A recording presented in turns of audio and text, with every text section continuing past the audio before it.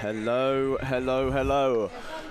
Welcome to this Enterprise National League South game. It's Hampden and Richmond Borough versus Farnborough here at the Bev. I'm here with Jake Holmes. How are we? I'm not bad. How are yourself? Yeah, I'm not doing too bad. I was a bit worried when I left the house this morning. It was a bit grey, but the sun is trying its best this afternoon. Would you say? No. I don't know. I think it may have had a fight at some point. It does look like it's now lost that fight, but it's slightly grey and overcast. But maybe, but it's not cold. That's something you can say. No, that is improving. It is. It's not freezing weathers anymore. No, and of course the days are getting longer now. So sunset. I don't know, when is sunset nowadays. It's about 7. Maybe even later than that. 7:50. Maybe yeah, around 8 o'clock. Yeah. But anyway, we are here for the football. We're not here to talk about the weather. And today we've got Hampden Richmond Borough versus Farnborough. It's our third last home game of the season. Jake, what are you expecting from this one? Well, it should be a good game. I mean, obviously, look, we always want the 3 points. That's what we're here for today. That's what we're here for every game. And with 2 points separating the two sides today, and us being just a pace above the visitors, 3 points would really be a special treat today. Yeah, it'd be lovely for 3 points. I'm going to go early and say 3-1 victory. Oh, he's going early with the score prediction. I'm going to go early with the score prediction and say 3-1 victory. Very early with the score predictions. Okay, well, shall we get into the teams then, Jake? Sure. Do you want to take the visitors away and I'll do the home side? Yes. Should you go first then? Because the home side will go first. Cool. So we've got in goal, Marcus De Worst. Then we've got Vaz, Kiernan, Kretschmar, Lacey, Nkrumah, Massey, Gardner, Frimpong, Atkinson and Fernandez. Lovely. And the subs? And the subs, we have Vaughan, Deadfield, Fasamade, Greenedge, Ziga, Longking and Gregor Cox on the bench. Lovely lineup there, and I'm just going to run us through the visitors, Farnborough. So in goal, number 14, Joe Duncan. Number 2, Boyd Beecroft. Number 3, Michael Stickland. Number 5, Ollie Robinson, and captaining Farnborough today. Number 8, a familiar face at the Bev, Jake. It's Alfie Tuck, who of course was at the Bev for the first half of the season. Then we've got number 10, Wesley Fonguk. Number 15, Nico Lawrence. Number 19, Toby Bauer. Number 24, Hakeem Sander. Number 26, Mason Bloomfield, another former Beaver. And number 30, Louis Holzman. And the substitutes for the visitors, number 9, Rakesh Bingham. Number 11, Micah Anthony. Number 22, Connor Cullen. Number 25, John Oyanuga. And number 27, Courtney Senior. So, Jake, we're going to do what we usually do. Can you tell us something about this lineup that you're liking today? Because we've made quite a few changes from the loss against Dagenham, which was obviously streamed live on KSI's YouTube channel. But what are you seeing from this lineup here, Jake? Well, the first, I think, I'm just liking the run of games that Nkrumah's getting. I think kind of bringing him in, obviously, late addition to the squads, but he's been bright. I think, what was it, a brace he got on his debut? Yeah, a brace here at home for a 2-0 win. Yep, and I think with strikers, there's always that element of they need to be sharp, they need to be at it. Even if they're not scoring every game, just being on the pitch will put them in a position where, I think it's more important for them to be sharp than fresh. Okay. And so I like that continuity of keeping him in the squad. I know there's been heavy rotation, but yeah, I like him being a consistent factor there. Definitely, and it's going to be interesting to see his link up with Kiernan. Yep. We've seen it before when we were at home here last time.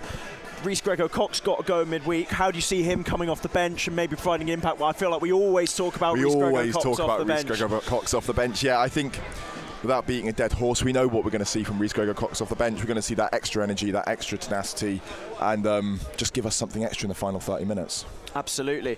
And obviously we have Farnborough today. Farnborough have been on a bit of a good run recently. They've got 2 wins and a draw in their last 3 games, and maybe perhaps unfortunate to draw against Hornchurch last time out, a 95th minute equaliser they conceded. But a familiar face we have is Alfie Tuck. Now, we're familiar with Alfie Tuck as he was here at the Bev earlier this year. What did you make of him when he was here? Oh, I thought he was one of our standout players when he was here. It was a real shame to see him go. I thought he was a great midfielder. I thought he was a real key part of that team, even though the results at that stage of the season were maybe not quite going in our favour. I thought he's a key aspects. And although I'm glad to be seeing him again, it's a real shame that it's not for Hampton Richmond Borough. Yeah, definitely. I was a big fan of him as well. I think he really controlled the game. I think he was a very cool and calm presence in midfield. Max Kretschmar, I think, is probably going to be the man to try and mark him out the game. How do you think he's going to do there? Well, I hope well. We do hope well. I think hopefully. I've always seen Alfie Tucker as a bit more of like a metronome rather than kind of like that. That is the word, absolutely. Rather than that bursting presence forward to kind of like create a dagger in the attack. I think he's far more likely to control things at the back, control the tempo, and I don't think I'll be surprised to see him in our final third. Yes, but he's a player who you definitely can't allow too much time and space on the ball. No, definitely. Well, we are nearly approaching kickoff time here. I think I've got 9 minutes on the clock here. Crowds are really filling up here. Great support turning up today. This is probably one of the biggest attendances I've seen in recent memory, I say. But would you agree? Or I would have to agree. I think it's my understanding, and you might be able to correct me on this, is that we're gonna have a special walkout for the players today. Yes, no, I have heard there is going to be I think the plan is to try and get as many fans as we can around the tunnel, really try and create an atmosphere. I don't know what they're going to be shouting. They can probably whatever they like, probably obscenities at the opposition.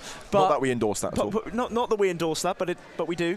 But the plan is to try and create as bigger atmosphere as we can for the players as they walk out. What do you think of that? I think it's a great idea. I think the atmosphere recently at the Bev has been fantastic, and anything we can do to build on that is always going to be good work. Absolutely.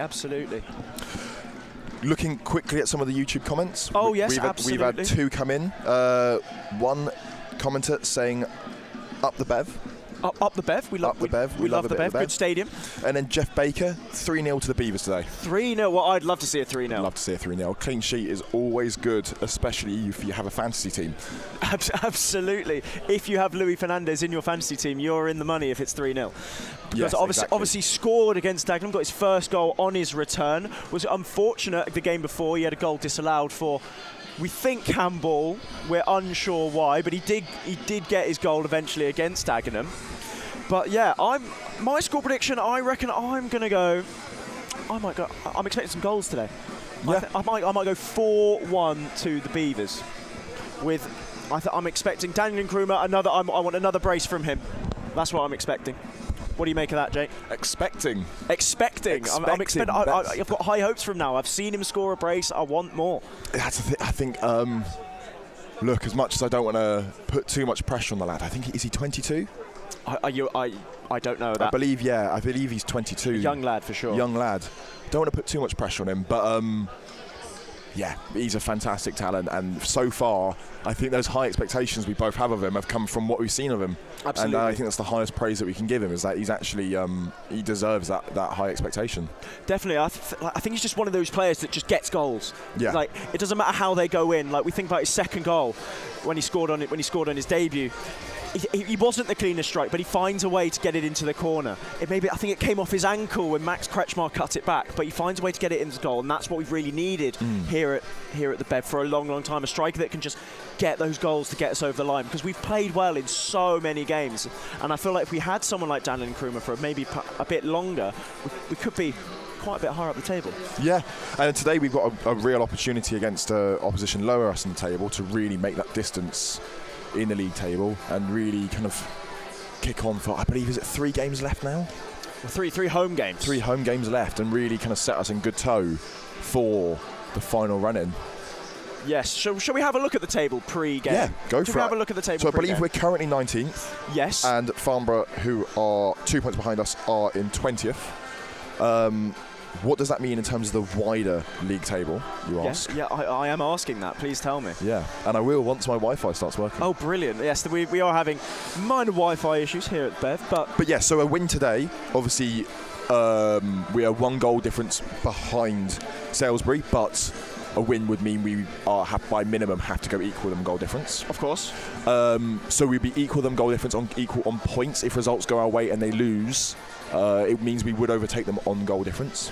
Definitely. So that is plausible for us. Dover will be equal points on, but the goal difference does look a little bit insurmountable to do in one game. We're currently on -14, Dover on -6. So for one game, that's a heavy swing, and I don't see that happening. But then if you look a bit further up the table, put your hands down, Jake. They can't see your lovely face.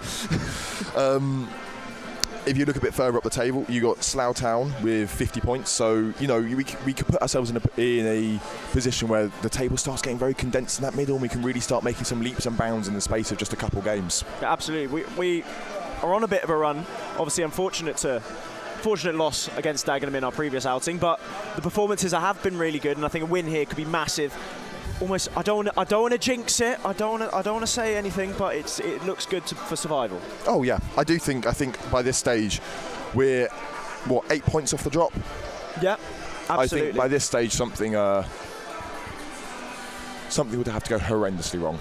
Yes, something would, and well, Chippenham Town are the team that are closest to escaping relegation. Do you think they have a chance here to escape? I don't know. No. I think there's 6 points off Farnborough, and 6 points off Farnborough at this stage of the season. That's going to require them winning every single game. Like you said, Farnborough in a good run of form. We're in a good run of form. I think we've won 3 of our last 5. Yeah, I don't really see that bottom 4 changing. Fair enough. Well, we are approaching kickoff here at Beverly Stadium. It is 3 minutes. The players should be out any minute. I think I can just about see them lining up in the tunnel. And we have plenty of fans around it.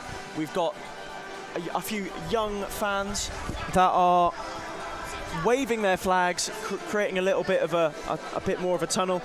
We have a couple more score predictions. We have a 2-0 to the Beavers. 2-0. Who is that from? I'm not going to read that username out. I'll read it for you. Let's go for it. Tanzaib. Okay. Tanzaib, apologies if we've pronounced your name wrong there. And then Jeff Baker has come back with Douse back at Hampton and Richmond. We will stay up. He is a good manager. And I have to agree, Douse has been doing a tremendous job since his return to the Bev. And the players are walking out now. It's Hampton and Richmond Borough, of course, in their red, blue and gold kit. A very dashing kit, I must say. And we have Farnborough in their away yellow kit. The home yellow kit, sorry. The players just lining up here. Great support. The fans crowding around the tunnel as there's a usual space there where they kind of congregate in front of what is the... What is that place called? It's under the Norway flag that we now have. Yeah, it's great to see kind of like that home support right by the tunnel, and kind of like really build that atmosphere up, make the players know how much that means to the home support, really get that energy across, and that's only going to build and really take advantage of playing at home and the difference that really can make at the end of the season run in. Yeah, really great initiative from the club and supporters to do stuff like that. Definitely, 100%. And it seems that Hampton Richmond Borough will be shooting towards the scoreboard, and Farnborough will be shooting towards the bar, the Beaver Lodge that we have here at Beverly Stadium. And the players are just getting ready here, a few warm-ups at the start. I have noticed this new trend to come out the tunnel, especially at half-time. It's become much bigger, but now at kick-off as well. It's going to do these like reactivation drills from where you may be called down, getting changed, the manager's final words. Interesting.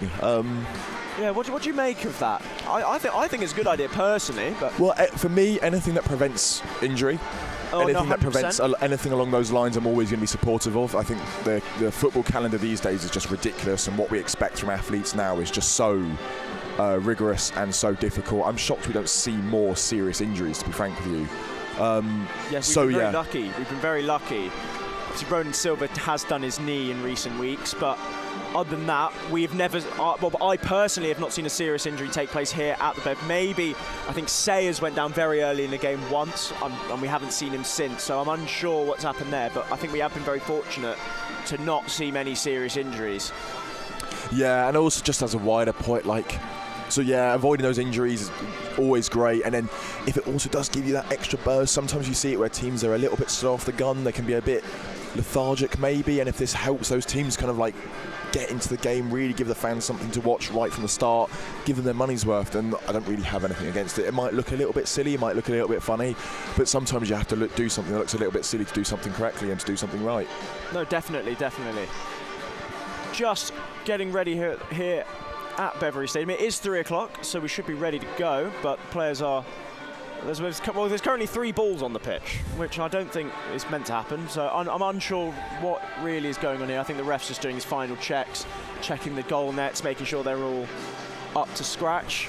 I have to say that I'm a big fan of the nets here at the Bev. What do you make of that? I'm a big fan of a springy net. This is a very niche football chat. This is niche, but it's important. And that's why I enjoy it. I am a box net.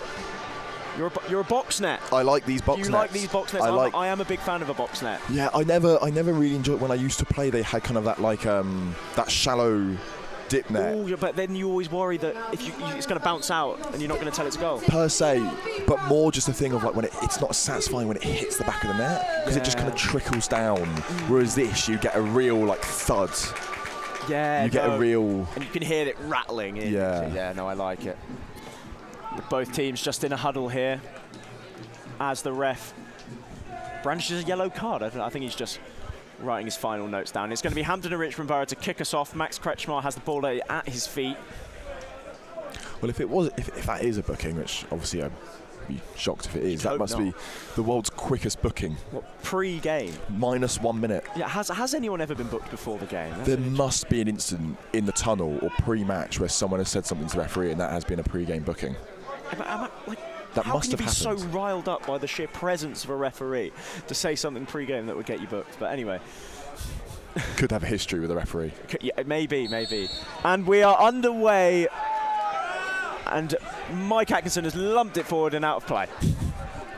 It's the traditional, as we always bring up, it's that traditional now, well, becoming traditional, just lump it forward at the first opportunity.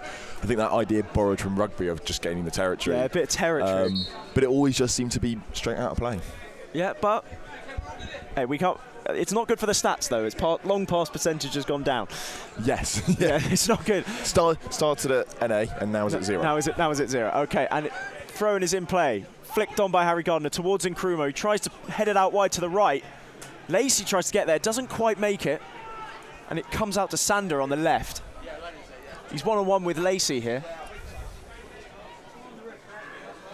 Plays it in field. Inside shot! And it goes wide. A good start for Farnborough there, lively. Yeah, Sandra just kind of dragged it back into that channel just outside the box, and I think Pong gambled on being able to get the interception there, but he just didn't quite get to the ball first, and that gamble meant that pocket popped up for the Farnborough player to break in and get a shot away. Maybe he'd play it a bit more safe. Yeah, they would have kept the ball, but that shot wouldn't have been an option. But you got to take those chances early on, I guess. Definitely. I think it was Alfie Tuck on the edge of the box who actually had a strike there. Would have been interesting for him to score in his return, to see the fans' reaction. Well, there goes my pre-match prediction of not seeing him much. No, he's very much made his presence felt. Yes. Early on in this game. But it's Vaz now, trying to play it forward to Nkrumah, who manages to flick it on, looking for Kiernan, but it's headed away by Ollie Robinson, the captain, but only out for a throw-in. Looks like a short one here. Could have been launched into the box. Could have been launched into the box, yes. But not today. As it's Vaz, finds Kiernan, jostling for the possession in the far corner, and it goes out for a goal kick.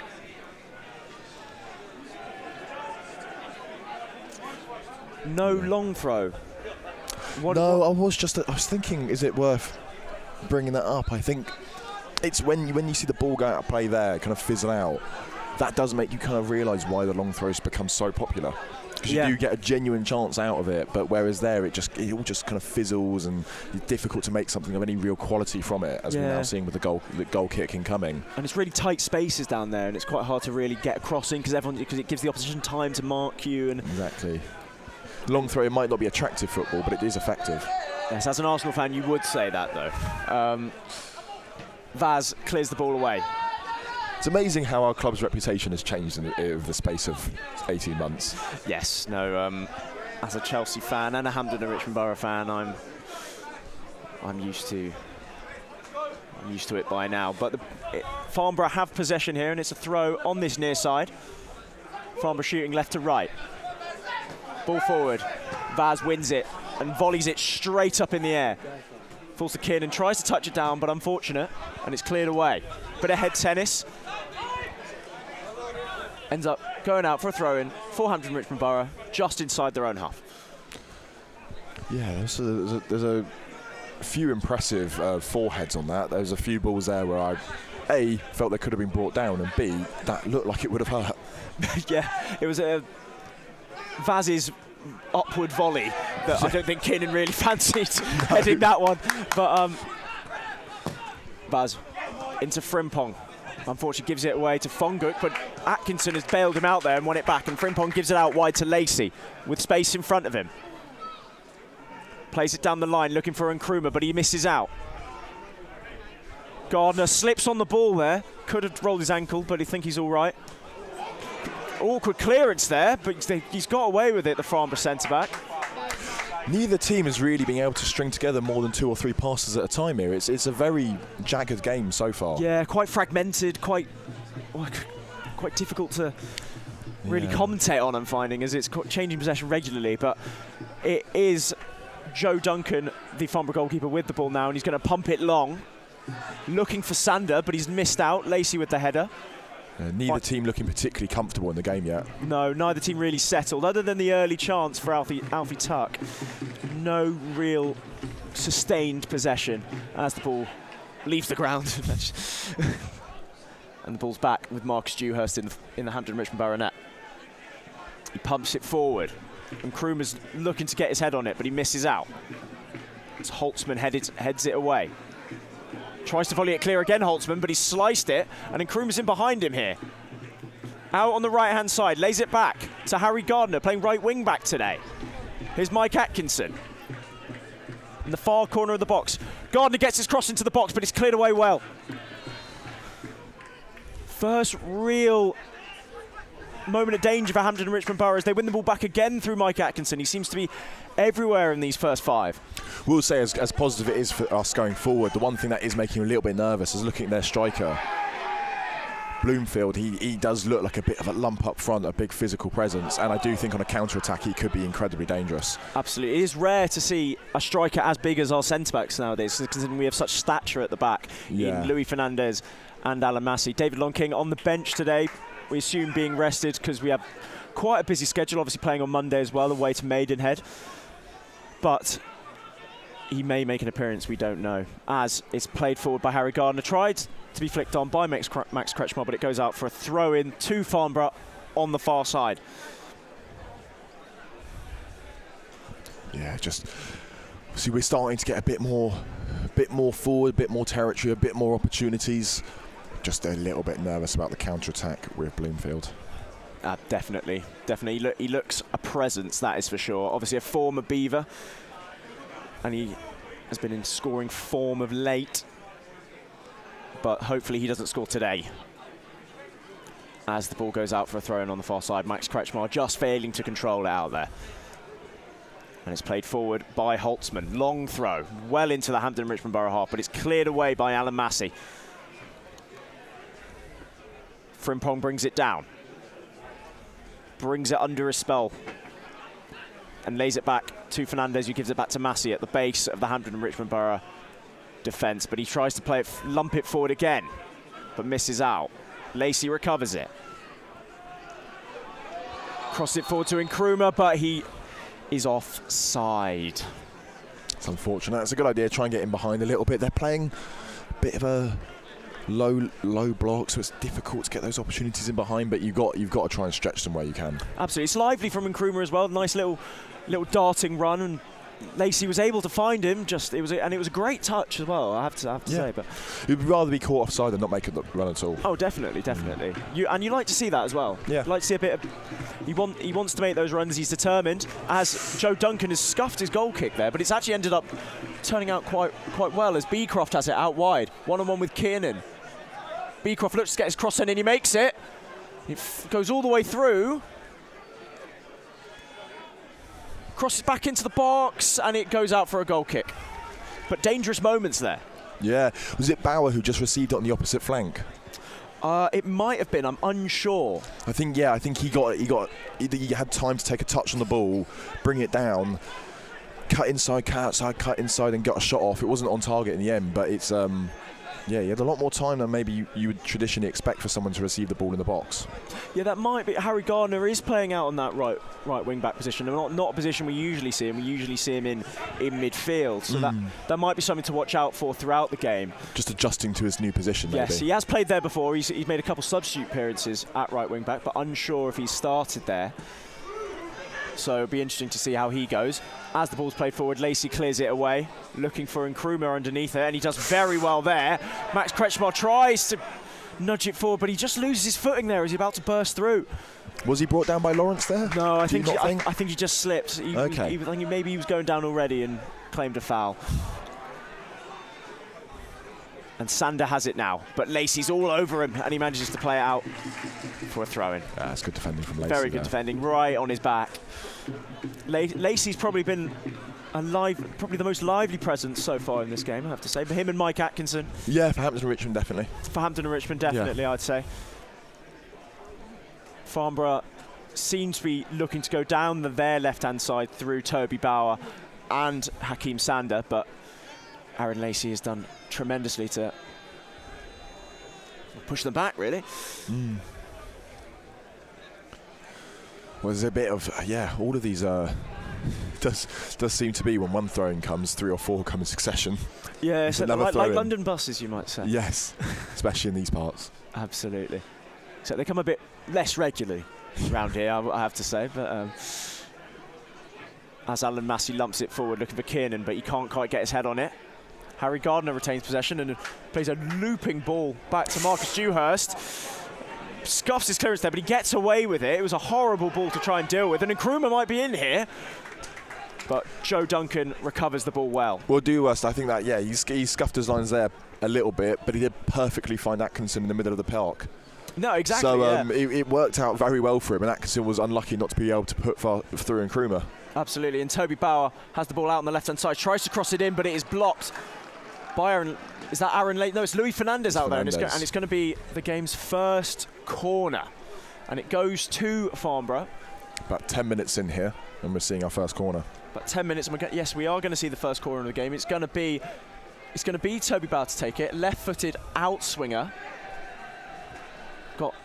Farnborough do seem to have some very big players in the box there. As the ball comes into the box, it finds a Farnborough head, but it's blocked by Hampton and Richmond Borough, cleared away. Falls to Harry Gardner, jostling for possession, and he wins it. And it comes out to Kiernan here, and Hampton and Richmond Borough got a dangerous counter-attack here. Max Kretschmar tries to get there, but it's played away by Michael Stickland. And it's Nkrumah! It's Daniel Nkrumah. Max Kretschmar managed to find the ball. Michael Stickland's tried to toe poke it clear on the right-hand side, but Kretschmar was able to swing it in, and Daniel Nkrumah was there to head home. I have to admit, I did think Strickland had done enough to get. He got a foot to it, and I thought he'd beaten Kretschmar to the ball, but credit to Kretschmar, he saw the deformation of Strickland and then managed to go down the line, regather the ball and cross it in to the middle of the box. Nkrumah getting his head to it, getting the lead. I believe that's 15 minutes in we are now? Yes, absolutely. It seemed like Stickland had done enough. He just managed to get his toe to a crossfield ball from Kiernan, forcing Kretschmar a bit wide, but Daniel Nkrumah was alive in the box, and he was completely free, roughly 8-9 yards out, right in the centre of the goal. His header, no chance for Joe Duncan, and it's 1-0 to Hampton Richmond Borough, and it's a great start. But the game is back underway here, and Daniel Nkrumah scored in every game he's played here at the Bev. Yeah. I mean, it's 3 in 2 games. 3 in 2 games at the Bev, and it's 3 in 3 in all games. Obviously, he failed to score against Dagenham, but he's now got 3 in 3 now. Well, like we were saying, the pre-game support now is very much rocking behind the Farnborough goal for Hampton and Richmond. And if Nkrumah can keep playing like this every week, especially here, he's going to make himself very popular very quickly. Very, very popular. And it's that link-up again, isn't it? We saw it against Worthing 2-0. It's Max Kretschmar with the cross and Nkrumah on hand to put it in the goal. Is that kind of this link-up that we're going to be seeing in the future? We'd hope so, because it has been very fruitful for us this season.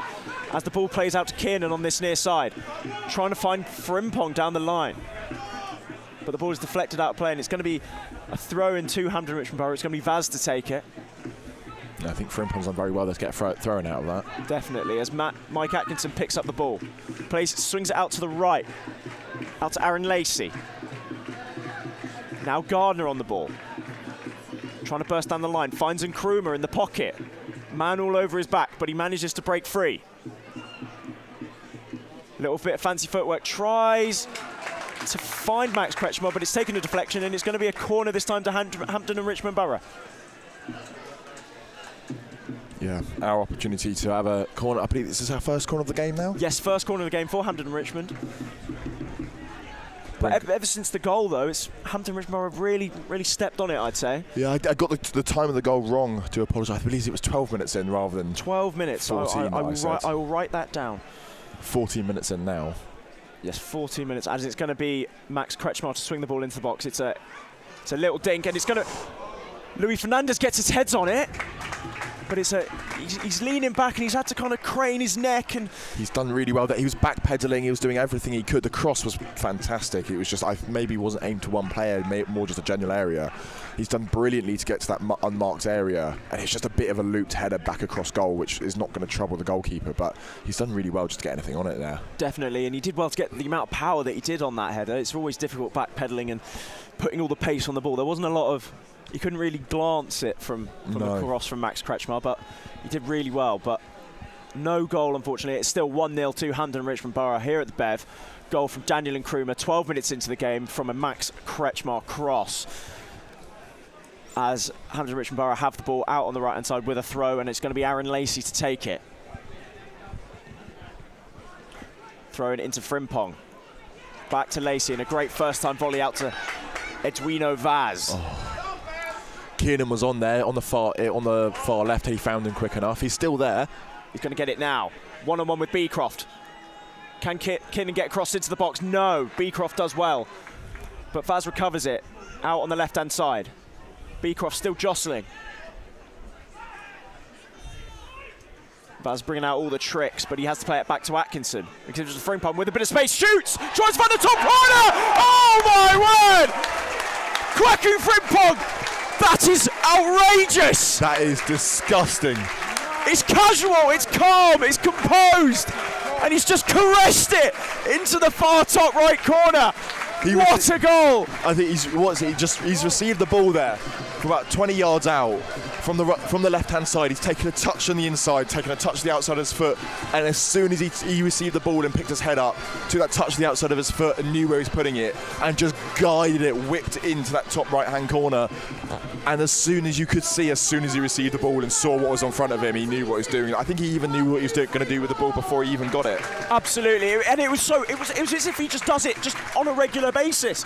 He just turned out calm as you like and just put it in the top corner. He couldn't have placed it better.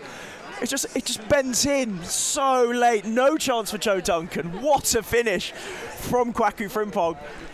Oh my word. That is an unbelievable goal. How do you describe that? Well, if he can do it again. If he can do it again, we'll get another go. Yeah. But oh, it's a tremendous finish from Kwaku Frimpong. As Nkrumah's now one-on-one with, who is that? I think that's Stickland out there. Oh, it's all Hampton Richmond Borough at the moment. It's all going on. Robinson's gone down. I think he and Nkrumah I think they just slightly collided as he was going through for the ball. No foul play. I think he's just gone over his knee a little bit and he's just hobbling slightly. Play was stopped by the referee, and as soon as the play was stopped, I think he seemed okay again. Yeah, he seemed all right. We never like to see injuries. We talked about it a little bit before the game, but should be okay. It looks like he can run it off. Yeah, he looks at another very low goal kick from Joe Duncan. He's liking his daisy cutters early on, but it's won by Hampton and Richmond Borough, and Kwaku Frimpong with a great sliding tackle, but he just misses out there to Alfie Tuck. He's got the bit between his teeth now. Max Kretschmar goes sliding in there. It was high, and it's going to be a yellow card. Yeah, that was. I think Hampton and Richmond now. The fans are up. They're behind the team, but the intensity's picked up massively from them now that we've got these 2 goals to the good. Definitely, it was a hefty challenge from Max Kretschmar there. I think it was Beecroft just picked up the ball on the right, and Kretschmar's tried to just win the ball before he can get it away, and unfortunately he's just mistimed it, gone in a bit heavy, and it's rightfully a yellow card, I have to say. Like it might not have necessarily needed to go in that situation, that must be said. No, it's not intentional, but no. It is a yellow card as the free kick's played forward in towards Bloomfield. Beecroft now plays it back to Stickland. Playing it back among the centre-backs, out to Holtzman. Tries to play it forward down the left, but there's no one there for Farnborough. Tried to find Sander, I think, but the pass was left a lot to be desired, and it's going to be a goal kick to Hampton and Richmond Borough. Well, the intensity has definitely picked up from both teams. The intensity is definitely raised. I think those 2 goals have changed the real complexion. I think at 1-0, there's an element of, okay, it's one bad moment, okay, we can get ourselves back into this. But I think Farnborough now, 2-0 down, within 20 minutes have gone, right, we need to desperately change something, otherwise this could be a cricket score. Absolutely, it's all Hampton and Richmond Borough at the moment. I think Marcus Dewhurst has had to keep his gloves fairly dry for the minute. Obviously it's not raining, so they're going to be fairly dry anyway, but the ball's flicked forward from his goal kick, and it's going to be a throw into Hampton and Richmond Borough on that far side. Max Kretschmar looks to take it quick, finds Kiernan. It's played back to Kretschmar. Harry Gardner playing at right wing back today. Has a strike, but it's blocked. Falls to Frimpong! Oh my word, Frimpong's feeling it today. He is. He caught that, on the half volley? On the full volley, I think. Was it a full volley just outside the box? He forced the keeper down quick to his right-hand side to push it out for a corner. Let's see if we can create something from this. Absolutely. Frimpong is finding those pockets on the edge of the box, and the ball keeps falling to him, and he keeps firing those shots off. And Joe Duncan has made a good save there to keep it only to 2, because it could have so easily been 3. Yeah, he's definitely feeling it today. He's picking up on every loose ball there is. He's Hoover. He's the Hoover. Frimpong the Hoover. He's hoovering it all up on the edge of the box as the ball's played to Kretschmar. Tries to swing it in. And the ball goes to Joe Duncan, and he held it well. I think it's going to sound like I think he might have just caught that one a little bit too well. But perhaps. Yeah. Perhaps Kretschmar striking it a little bit too well, a little bit too good. As the ball is headed out of play by former Beaver Mason Bloomfield, who's getting increasingly isolated there up front for Farnborough. He's feeding off scraps at the minute. Yeah, he's not. He's only really being noticed in the game when it's a long ball pumped up speculatively towards him, and he's kind of just expected to pull a rabbit out of the hat and do something with it. Yeah, and especially when he's got 2 centre-backs as physical as Alan Massey and Louis Fernandez, it's always going to be difficult for him. As the ball's played out to Vazir, a lot of space in front of him as he drives midway into the opposition half. Tries to find Nkrumah, but he misses out. But to Ollie Robinson, as Beecroft plays it forward, looking for Bloomfield, but again, nothing Bloomfield can really do there. The ball, yeah, it's about 20 metres off the mark for him. Yeah, it's Bloomfield, he's making some moves, but they're not finding him. No. As all to our benefit. All to Hampton and Richmond Borough's benefit, as Dewhurst lumps the ball forward and Nkrumah tries to battle for it, but is a bit over his head. Poor clearance there from Holtzman, but they win it back here through Bauer. Lumps forward on his weaker right foot. Beecroft heads it forward in midfield now. But again, Farnborough really struggling to get the ball on the deck there. Can Harry Gardner do anything with this ball hit? No, not quite. It was lumped forward there by Massey, who I think he was just kind of clearing his lines, and it went out towards the right-hand corner. And there looked like a moment where Harry Gardner might be able to sneak in behind and just get something on the ball, keep it in play, maybe drive forward. But he couldn't quite get there in time for the ball to go out. No, but it's also not a bad place to have the ball, because it's gone out for a throw-in right next to the corner flag. I mean, is there any more difficult spot for a defending team to have to restart the play from? Well, probably not, as we've seen as Hampton Richmond Borough have won the ball back here. And it's now going to be a Hampton Richmond Borough throw out there, roughly in the same position. Yeah, give or take. And this is another, I reckon it will be short, but it would be another perfect opportunity to lump it in, maybe short into someone who immediately lumps it in. Could be the move. It could be. Perhaps No, I think it is just going straight in. Oh, it is. It's going to be... Is that Aaron Lacey out there? He's going to take a long throw. Louis Fernandez has gone into the box. One thing I'm noticing is Frimpong is lurking. Frimpong is lurking, and he's feeling it today. But the ball is cleared away, and it has gone over the top of Frimpong's head, and he's back to Edwino Vaz. He plays it back to Alan Massey. He's going to look to pump it towards the right. Aaron Lacey heads it towards Nkrumah. It's a good header, but it's headed away by Stickland. Only as far as Vaz. Into Frimpong. Lays it back to Atkinson. Gets his foot on the ball. Bit of composure. Kiernan now on the wing. Tries to find Vaz. Making that little darting run on the inside, but it just goes out for a goal kick. It's a lovely little flick around the corner from Vaz there with the outside of his foot. Lovely little turn. Lovely little... Just waited for Beecroft to come and just whoop, see you later. Just... Oh, and Joe Duncan has gone down here. 24 minutes into this first half. It gives us an opportunity to catch our breath because it has been a whirlwind first 25 minutes here. That might not want something that we want. That might not be what we want. It's probably what Farnborough would want, as they've really struggled, especially in the last 15 since the goal. It's been a real struggle for them to get any sort of possession. I don't want to suggest that Duncan is feigning injury, but it might be that he's giving his team a bit of a chance to catch their breath. A few instructions from Spencer Day. I have seen this new tactic actually. I've seen it popping up over parts of London. I didn't know it was spread to North London, to West London. I knew it started in North, where after the first 20 minutes, if you're not playing well, you can pin it on your keeper. And, is it? I've seen that tactic pop up. I think it was from the Tudor era. Yes, the Tudor era. Obviously, Hampton and Richmond Borough are well known for their Tudor roots. But yes, no, it is something that we've seen a lot.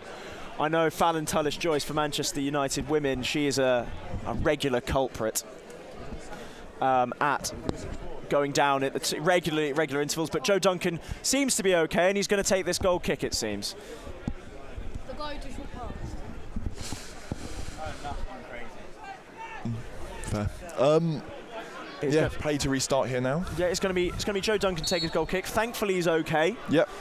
It looked like just a bit of cramp. And to be fair, he's been under a lot of pressure so far this game, so I don't really blame him.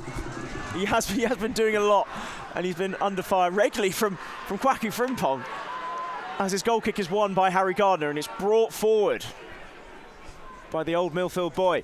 Plays it into Nkrumah. Plays to Lacey, back to Atkinson, finds Fernandez.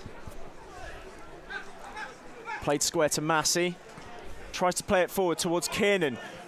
Does really well to try and turn Stickland there. One-on-one with him now, trying to get across into the box.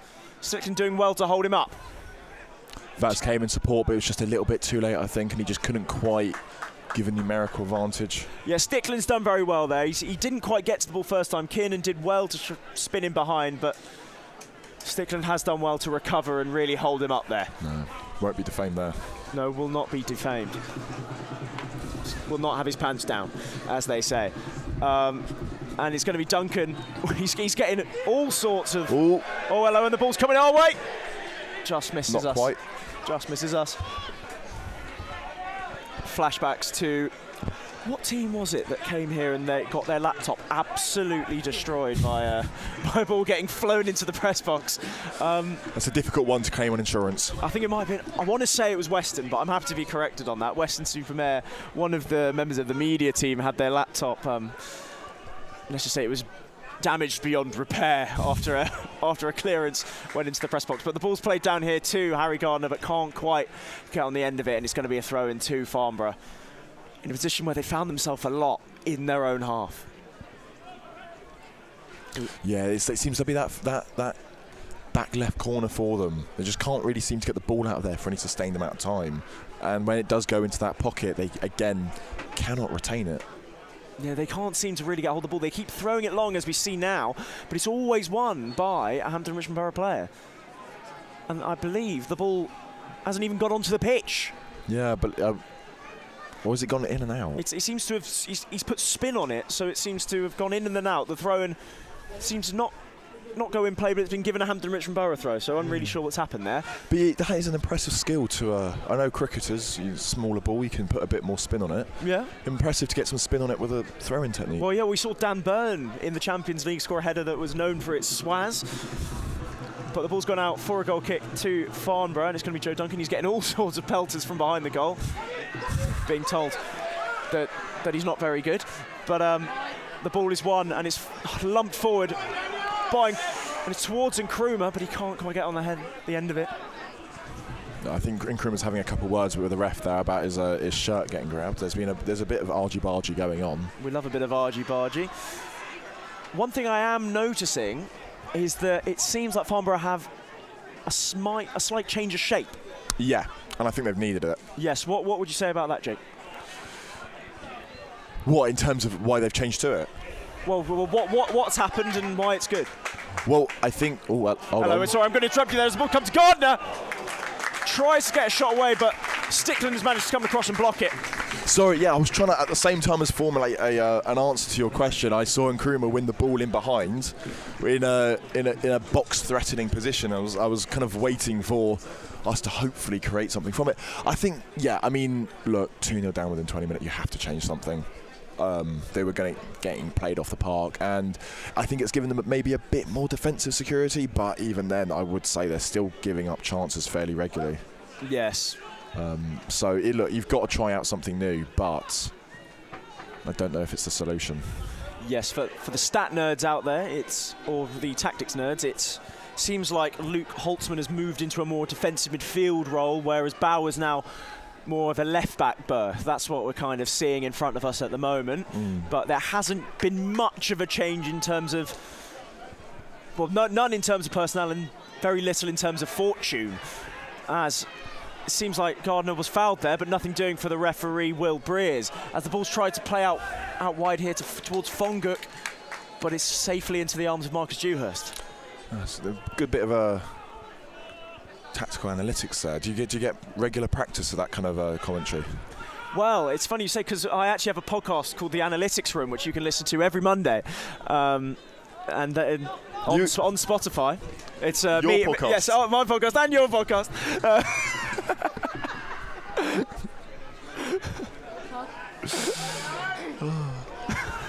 But no, here is Frimpong. I think I just got demoted from my own show. No. I'm sorry, I thought you were asking the question so we could get collective views, but no, it's the pair of us on there, and you can listen to us waffle about football. But anyway, here is Kwaku Frimpong battling with Beecroft. He's done well to keep the ball there. He's done very well. And he's found Lacey in lots of space out here on the right.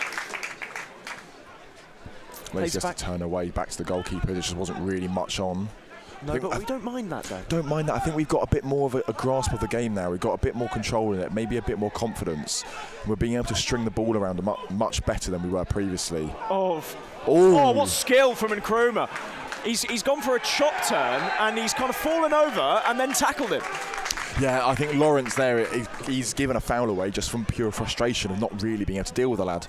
As the ball flies through the kid and snapshot, but misses out there. Good block there by, I think that's Bauer out there on the left. Kiernan, great shooting chance, but couldn't quite make it. As Atkinson battling with Beecroft, but he can't quite get back as ball plays into Fonguk.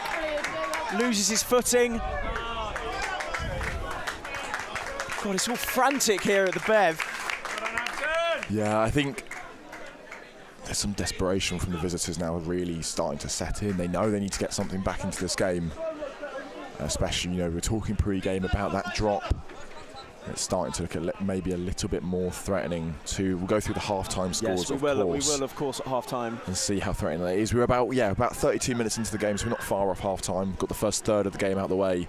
And so far, it is all Hampton and Richmond. Definitely, all Hampton and Richmond. Douse will be pleased, you would think, as Bloomfield, a heavy challenge on Max Kretschmar there. His studs were showing as Kretschmar tried to volley it away, and it looks like it's going to be a yellow card to former Beaver Mason Bloomfield. Yeah, it would be difficult to argue that one. I think he did have his studs up. Yeah, I don't think it's intentionally. The ball was there to be won, but he has caught Kretschmar. Yeah, he's caught him badly. It's not everything. Yeah, it is. It's not intentional. It's not malicious. It's just a booking. It is just a yellow card. And it's going to be Dewhurst taking the free kick. It's only just inside the Hampden Richmond Borough half, so Dewhurst is a long way from his goal, but he's going to lump it forward here towards the right-hand side. It's Massey who's going to try and win it, but it's actually Bloomfield, and it falls to Nkrumah on the edge of the box, but not enough power on it. And it is safely into the arms of Joe Duncan. I think he just didn't have enough time to kind of like really get his leg back, get some back lift on it, and really put his foot through the ball. He kind of side foots it into the goalkeeper. Not much lace. Yeah. No, I think he's a right wing back. Who? Sorry. Lace. Oh no, that's Lacey. Sorry, yes. That's Lacey. Is it right centre back too? Right centre back. Sorry. No, but yeah, he just doesn't quite catch the ball how he would have wanted. But it's better to get a shot on target than it is no shot at all. Absolutely. If you don't buy a ticket, you can't win the raffle. I think maybe he wasn't quite expecting it, because it wasn't actually Massey who won the header. He was underneath it, but it was actually Mason Bloomfield that headed it across his own goal, which they always tell you from young never to do. But no, well, at least he got something off at least. No, yes. And it was another chance for Hampden Richmond Borough to maybe go 3-0 up, but it remains 2-0.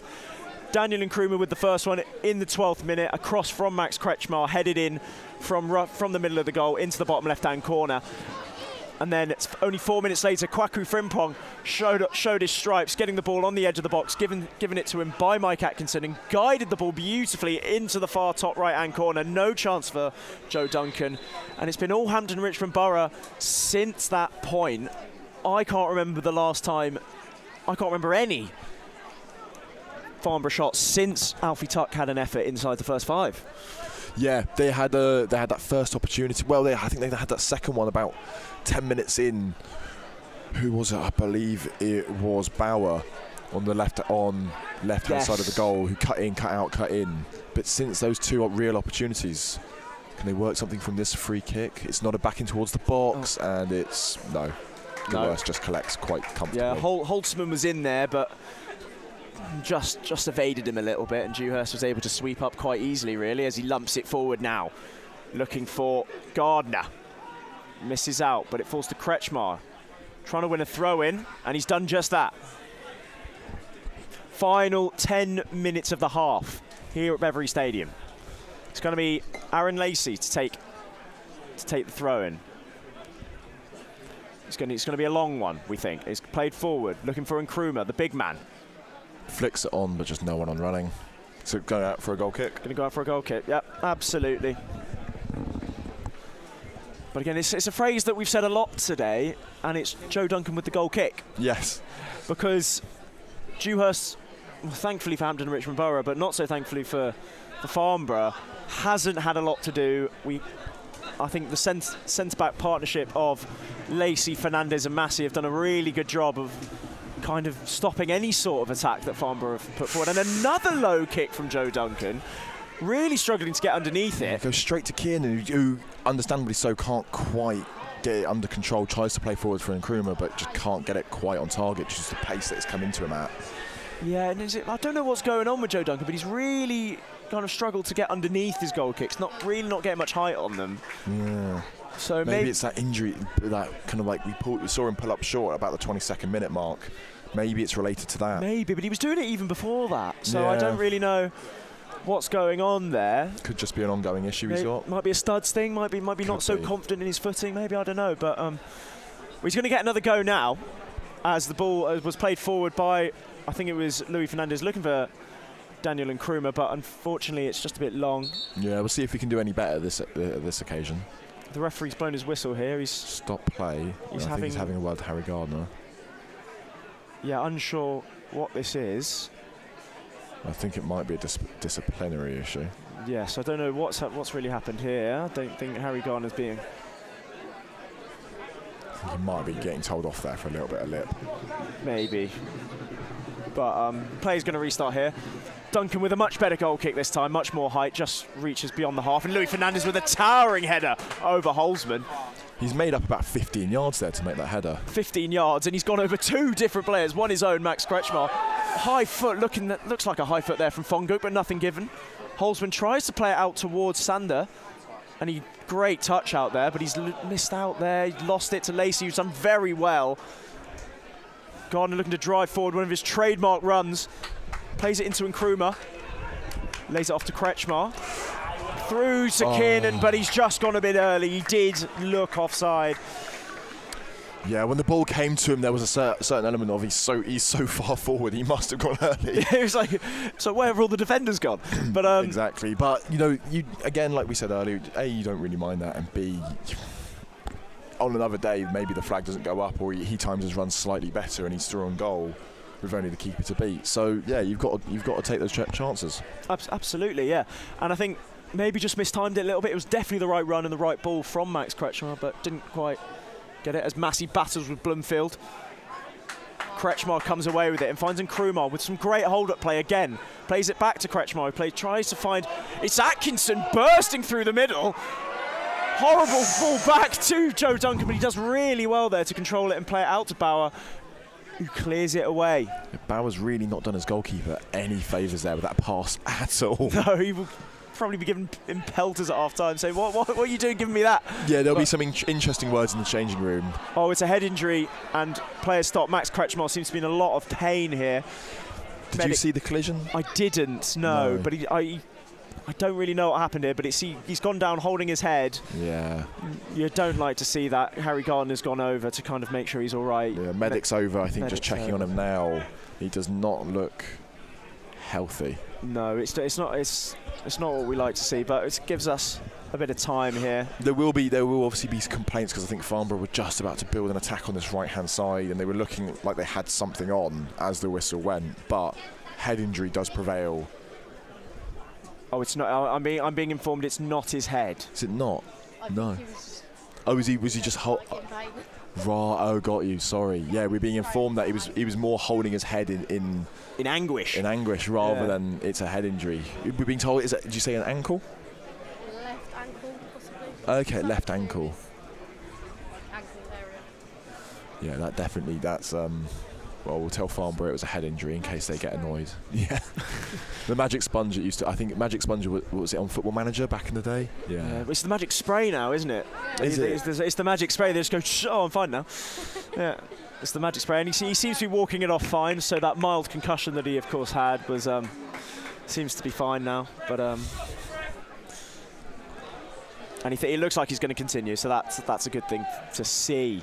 Yeah, there will be some frustration from Farnborough due to the fact that I think they were on the verge of building an attack down this right-hand side as play was stopped. But drop ball to Farnborough, they'll start the game off again on the right-hand side, trying to go down the same route, but he's passed straight out of play. Stickland has just picked up the ball from the drop ball and just tried to pass it to Beecroft. No pressure on him, and it's gone out. Yeah. There's no real excuse, reason for that, really. It's just kind of, well, it wasn't the best pass from Stickland. So it's going to be a throw into Hampton and Richmond Borough, and it's going to be Vaz to take it. Throws it long. Stickland heads it away, but only as far as Frimpong. It's played forward again. Stickland heads it away, and rinse and repeat, and it's now Vaz. Battling with Nkrumah. Ball falls to Frimpong in midfield. Dances inside. Plays out to Lacey. Bit of space here for the right centre-back. Cuts inside, gets a shot away. Deflected, and it goes onto the roof of the net. Yeah, I think the initial shot was going to be saved by Duncan, but that deflection can take a shot anywhere. Keeper was completely out of the picture, and there was a real opportunity that could have gone into the back of the net, just lofted over the keeper, who was sprawled on the floor, reacting to the initial shot. Yeah, it just sort of looped up, didn't it? I'm surprised how much power Lacey was able to get with his weaker left foot. He managed to really hit that with some venom, but it was just hit the roof of the net, and it's going to be a corner to Hampton and Richmond Borough as the ball swung in. And it goes all the way through. Fernandez has gone down there, and he's gesticulating with the ref. Nothing doing, and not too many protests. Did you see what happened there, Jake? I didn't really see. I think there was an allegation of a shirt pull. Yes. I believe. I saw that. I saw he was pulling his shirt, Fernandez, as kind of to tell the ref, but did you think it was a foul in there? I'm a little bit old school with my football, and I don't mind a bit of physicality in the box. So, no, personally for me, there was nothing really in that. Fair enough. But the play's restarted now. Frimpong heads it forward. And Nkrumah with his back to goal and does well to hold it up. It's been done really well this half, Dallin Nkrumah, to hold up the ball time and time and time again. As Atkinson's gone flying in there. Good thing he got the ball, because it was a hefty challenge. As it's now Bloomfield. Gives it out to Beecroft. Finds Fonguk. Done well, got past Massey, getting to the byline now. Tries to get across him, but it's blocked by Massey, who got back well there. Atkinson comes away with it and gives it to Vaz, who clears it into the crowd. First real moment of any energy from Farnborough for a long time. Yeah, it's as if they've realised there's only 90 seconds without the addeds of this half, and they probably should make something of that time. Yeah. I think we're going to see a pumped ball into the box here from the throw-in. We are going to see a long throw. I think is that Ollie Robinson taking the throw? I think it might be. Must be. Must be Ollie Robinson. Not to be confused with the England fast bowler. But he's thrown it into the box and it's headed away by Alan Massey, super Alan Massey. It's come back out. They played it out wide, but there's no one there, and it's going to be a throw into Hampden and Richmond Borough on this near side. Yeah, Vaz to take. We're doing quite well, quite a good job of when we do concede a bit of pressure, just kind of like letting it fizzle out. Yes. Not over panicking with it, and like regaining possession and really re-establishing ourselves, and not letting ourselves kind of be penned in at any real point. Kiernan jostling, and it falls. Gardner's here, he's going to have a strike, cuts inside onto his left, but it's wide! And he's put it wide! Oh, I it's thought so it was in. unfortunate. I think most of the stadium thought it was in, to be frank. From where we're sat, it just trickled just the right-hand side of the post. That's such a shame. That would have been the perfect way to cap off the half. You thought when he cut inside onto his left foot, the defender's got his skates on, he's on ice, but he couldn't quite cut it into that bottom right-hand corner. Maybe he would have been just better off hitting it first time. Maybe, he had the time, and it was quite a gentle pass to him, but oh well. Oh well. Could have been 3-0, Harry Gardner with the chance, but couldn't put it away. But he's got another chance now as he cuts into his side. I can't talk. Cuts onto his left foot. Yeah, he plays it to Kiernan, though, just loses out. And then Farnborough try and launch a counter-attack instantly, but it doesn't come to anything, and we've got the ball back without any real danger being created by the visitors. As the ball goes out, lumped forward by Alan Massey, and goes out for a throw-in on the far side. I think if you had a heat map for the ball today, yeah, I think the majority would be in that far corner. Yes. Because it seems like every time it seems to be Alan Massey picks the ball up and tries to look for that crossfield ball towards Nkrumah. Gardner, Lacey, Kretschmar's going over there a lot. Do wonder what they've picked out. Maybe there must be something about the opposition they've picked out. Where maybe. It's that corner to target. It's, yeah, very much, as you say, that corner, and then Duncan's goal kicks. Absolutely. As Beecroft here finds Fonguk on the byline, tries to cut it back, he manages to get it across, but he's cleared away well by Fernandez. Bloomfield was in there, but it was the Hampden and Richmond. Oh, and a great flick by Nkrumah. Tries to find Frimpong bursting forward, but Ollie Robinson does well to get across and play it back to his goalkeeper. End-to-end stuff here to end the half. Yeah, it must be had maybe Nkrumah being able to take a bit of pace off the ball, or Frimpong being a bit further forward. I think that he was definitely on goal there, and there was definitely a shot in bounds. Absolutely. Well, Frimpong was one-on-one with Robinson to get to the box. Just slightly, he was just a bit too far behind the play, I think, to catch up with it. Yeah, it was a great idea from Nkrumah. Yeah, I love the idea, just I think Frimpong wasn't quite close enough to him to make that run. Maybe, perhaps not. The ball's brought forward by Lacey. We're into stoppage time now. Not long left in the half to go, and Dowse is going to be very, very happy with his players. 2-0 and in control of the game. I think Farnborough haven't done a lot going forward and have looked quite shaky really at the back. I think Nkrumah's been doing very well to hold the ball up time and time again. Well, I don't really know what more you could want from the result so far. No, well, could maybe it have been 3. Harry Gardner with the chance to make it 3 late on in this half, but squandered it, pulled it wide, unfortunately. Frimpong had a volley, but here's Gardner, tries to play it into midfield towards Frimpong, but he misses out. Holzman looking to bring it forward, but dribbles it straight into Frimpong.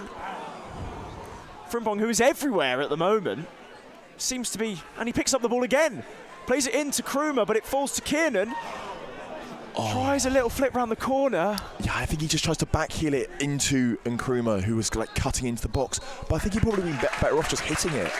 Just having a strike. Cutting side onto his right foot, and that will be the last attack of the half as the ref blows for half-time.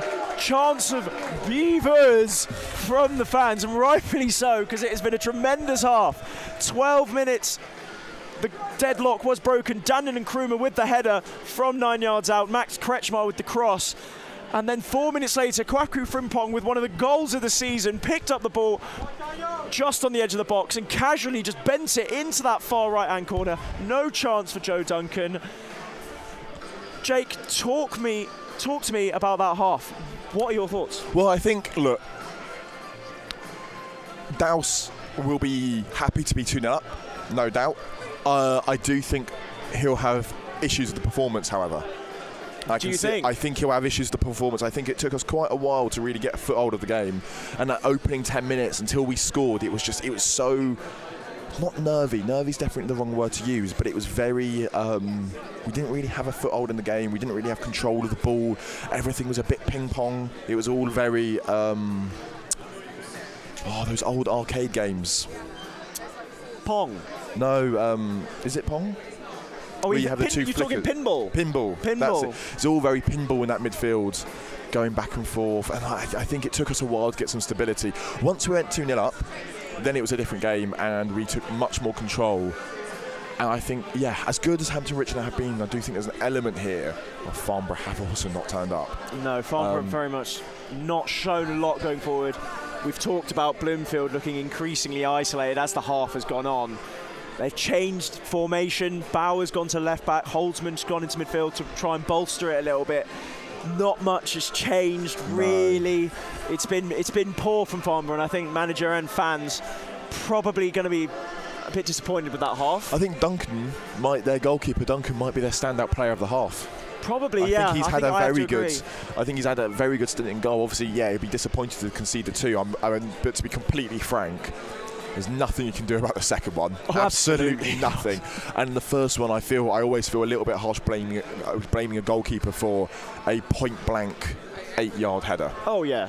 So I think, yeah, there's nothing that the keeper really could do more. And I think maybe his defence needs to step up a little bit. Perhaps, yeah, the defence has regularly been a bit all over the place. We don't know who's marking who. I think Nkrumah is really causing them problems. There's an argument for Daniel Nkrumah being man of the half, because his hold-up play has been really good. He's got the better of Stickland, he's got the better of Robinson, he's got the better of Holzman when he was at centre-back. He's really troubled them. No matter who he's been up against, he's been able to hold them off and playing those lovely balls back to Kretschmar. And quite a few times, Kiernan has gone through, Vaz has gone through, Gardner's been in. And yeah, I think that's really been our main source of attack. Wouldn't you agree? I think, yeah, and Nkrumah's been a phenomenal piece of recruitment. Definitely. He just looks the real deal. He does look complete, and he looks. I think we say this quite often, where we do have those periods of time where, not to put any slander on any other previous strikers for Hampton and Richmond Borough, but we've seen it all throughout the season where we have sustained pressure, or we have these half chances where, it feels like. To get a bit nerdy about it, it does feel like we used to need an XG of 0.8 to score. Yeah. Whereas now with Nkrumah up top, it's like, well, we can score from pretty much any chance. Will we score from every chance? No. But any chance now can be a goal for us. And I think that belief has just lifted us a little bit more and taken so much pressure off the back 4 or 5, depending what day of the week is. Absolutely, I have to agree. So, shall we go around the grounds, proper 5 Live sports style? We shall. I think first I'm going to very quickly just check up on the comment section. Yes, we've been slacking on the comments. We have. So we've had 3 comments, being all from the same guy. Come on, you Beavers. Beavers, Beavers. I may have to change my prediction as we could get a goal fest. Well, we could get a goal fest. Turns out you predicted 2-0, and you are currently right, so you must be... You're on the money as it stands. Yeah, you might want a pretty dry second half, but obviously we won't want one, but for your prediction... For your prediction to stand. For your prediction, you might want one, but... We're going to go around the grounds at the moment, Jake. If you take it away, I'm going to have a sip of water because my throat is very dry at the moment. I've got a little bit of a cold coming. I hope you can't notice, but I can't yet, at least. But no, Jake, take it away. I'm just going to have a sip. I will once I can actually find the latest scores. So I'll take you through the championship, as that's what's currently going on today. Obviously, we had the earlier kickoff with Middlesbrough losing 1-0 to 2-1 at home to Millwall.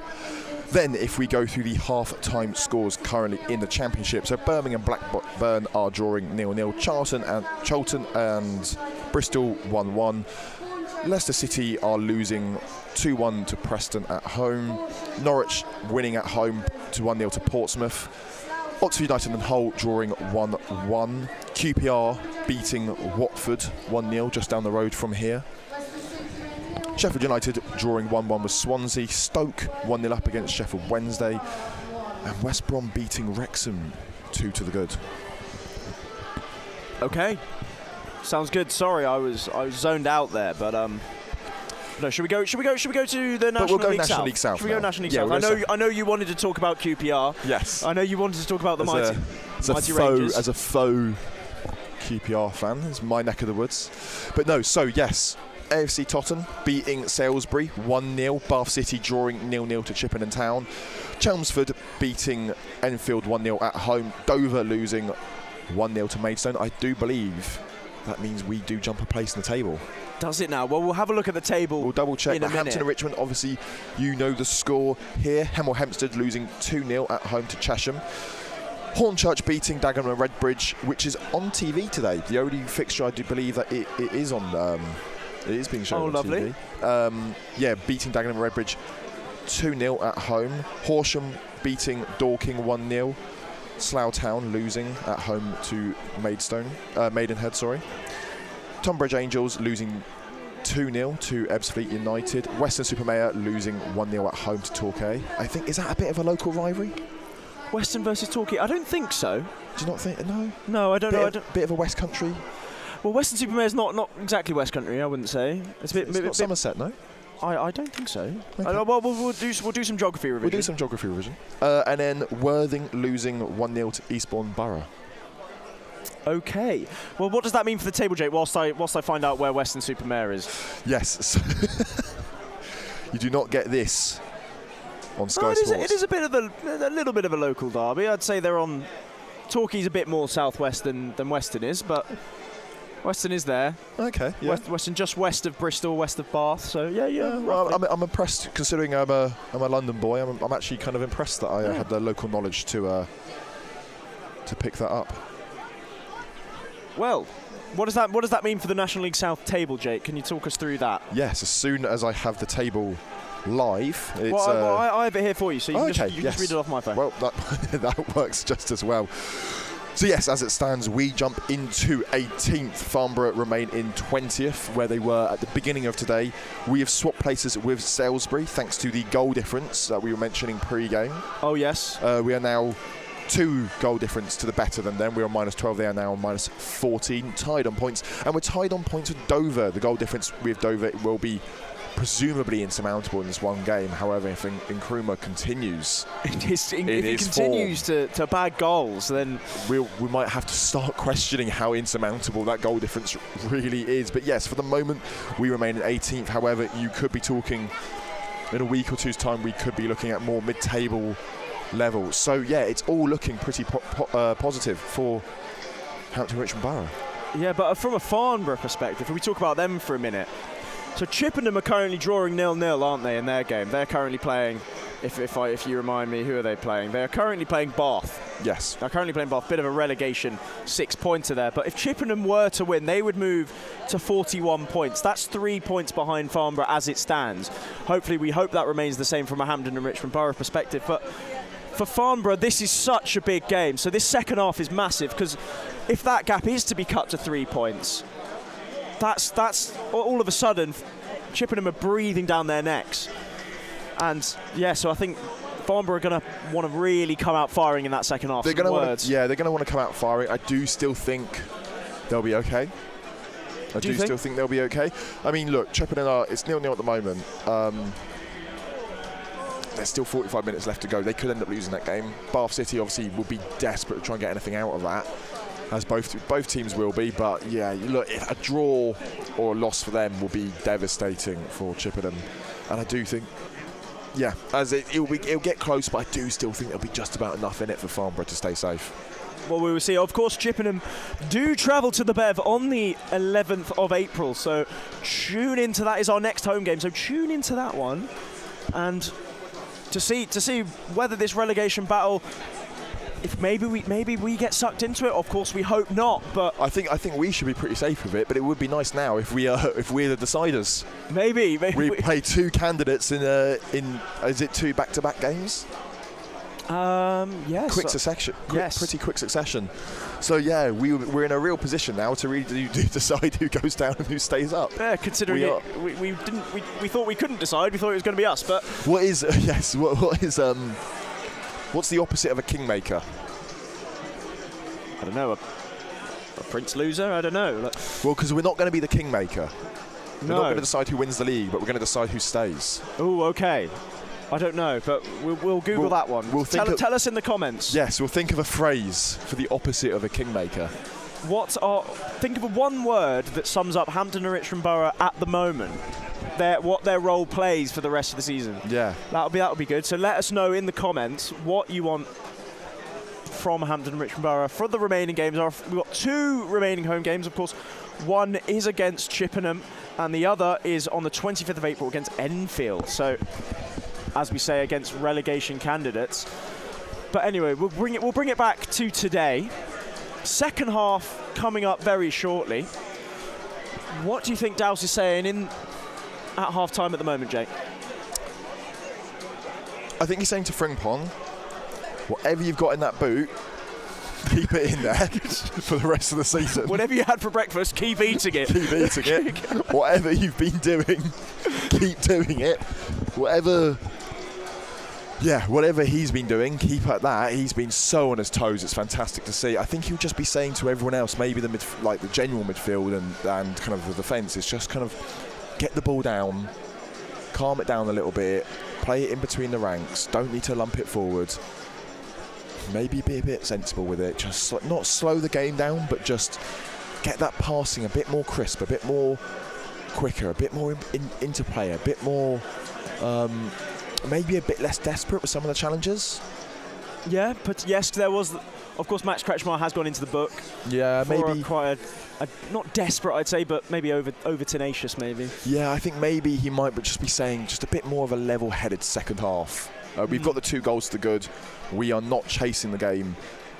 Maybe just kind of like going forward, we can now not take our foot off the gas, but now try and play a bit more of a mature and measured approach to the rest of the game. Yes, I like that. I mean, measured, I think, is the right word. I think that's what he'll be saying to the boys at half-time, because, yes, I'd say we've been tremendous in that first half. I don't think you can ask for really much more.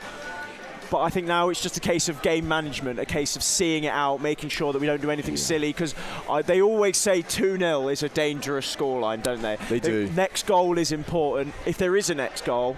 So, and of course, if Farnborough get that, then they're back in it, and it's that all of a sudden the game's different. But if momentum can start swinging quite quickly at that pace. The other thing I will say, though, is as much as 2-0 is a dangerous scoreline in terms of, if we concede one, it's an incredibly dangerous scoreline if they concede another. Exactly. Well, that's what I was just coming on to. 3-0, game's done. Yeah, game is completely 3-0 and game's done. Well, we'd like to hope game is done. Something catastrophic would have to happen for the game not to be done. Well, I think DAZN would very much regret putting Dagenham and Redbridge on TV and not us. Yes. That would, if that happens. Well, in fairness, it is also 2-0 in their game. It is. It is also 2-0 Hornchurch. As the players are coming out for the second half, just quickly from you, Jake. So obviously, we are going to see some subs in the second half. What kind of thing are you expecting to see? What kind of players do you expect? What impacts do you think they're going to have? What do you want to see? Are we doing our usual bits? Well, do we just stay quiet about? Do we just not mention RGC? Should we not mention the Magic Man? Should we not mention RGC? Should we come up with some other names? RGC, that's incredible. Yeah, you like it? Do you like it? The nicknames? A bit of basketball abbreviation there. Oh, okay. I was going to ask you actually at half time. I think you mentioned. I'm trying to remember now. I think did you say it was at Bowler, Ollie Bowler? You mean Toby Bauer? So it might be. I think it wasn't Ollie, but Ollie Robinson. Sorry. Ollie Robinson. Who you said not to be confused with the England cricketer. England cricketer. Fast bowler. I wanted to ask you: have you noticed much throwing difference in their technique between? I think Robinson's been taking a lot of their long throws and the fast bowler. Is there a difference in style? Is there a difference? Well, I think. Apart from the obvious. I have to say that this Ollie Robinson is shaping up nicely. He's got good technique as he cannons that ball into the box. Whereas Ollie Robinson, bit more relaxed, I'd say. That's what I've noticed in terms of the two difference between the cricketer and the footballer. Yes. Okay. Yes. It's right. I feel like I do think all of my cricket knowledge does come from stuff I've overheard you say. Yes, but it looks like Spencer Day, manager of Farnborough, is gonna make a couple changes here, making 2 changes at half time. And we'll let you know what they are very shortly. He's clearly had enough. Yes, he's not very happy with the performance. We will tell you. On comes the first man. Who those subs are when we have it. It looks like it's going to be Rakesh Bingham is on now. We'll tell you who for in a moment, but looks like, and it's also going to be Connor Cullen. Connor Cullen and Rakesh Bingham have both come on at half-time for Farnborough against Hampton Richmond Borough here at the Bev. Fonguk has come off. Looks like, yeah, Fonguk seems to have made way. We assume for Rakesh Bingham. And Connor Cullen will tell you who he's come on for in a moment. But we're underway. Is it Sander? No, I think I saw Sander. Sander's just here. Convenient time to put my glasses back on. It might be. We'll tell you in a moment. But the ball's gone out for a throw-in to Farnborough on this near side. It's going to be Toby Bauer to take it.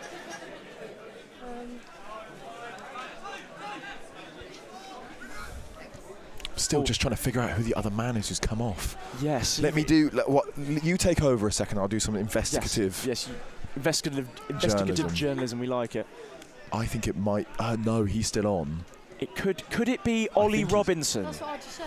I thought he was still on. Because it seems that they've moved to a 4-back, and one of the centre backs, Ollie Robinson, has been taken off. Yeah, I think. We've got I apologise. I've got that Stickland. completely wrong. Yeah, no, you are right. It is. I think it is Robinson. It's Ollie Robinson that has come off. The captain has been taken off, and we were just talking about his long throws. So perhaps we won't be seeing many of those in the second half, or maybe Rakesh Bingham has got a bit of a long throw on him. But might have to make your way down to the Oval to see a few more. Maybe, well, except he doesn't play for Surrey, unfortunately. He plays for Sussex. So where do they play? At Sussex County Ground. That'll do it. So maybe if you want to go to Sussex, you can go see him. But the ball is at the base of midfield. Now moves out to Toby Bauer, plays it out wide towards Sander. One-on-one with Lacey. He cuts inside onto his right foot. The ball's on target, but Dewhurst, very capable with his hands, holds it well.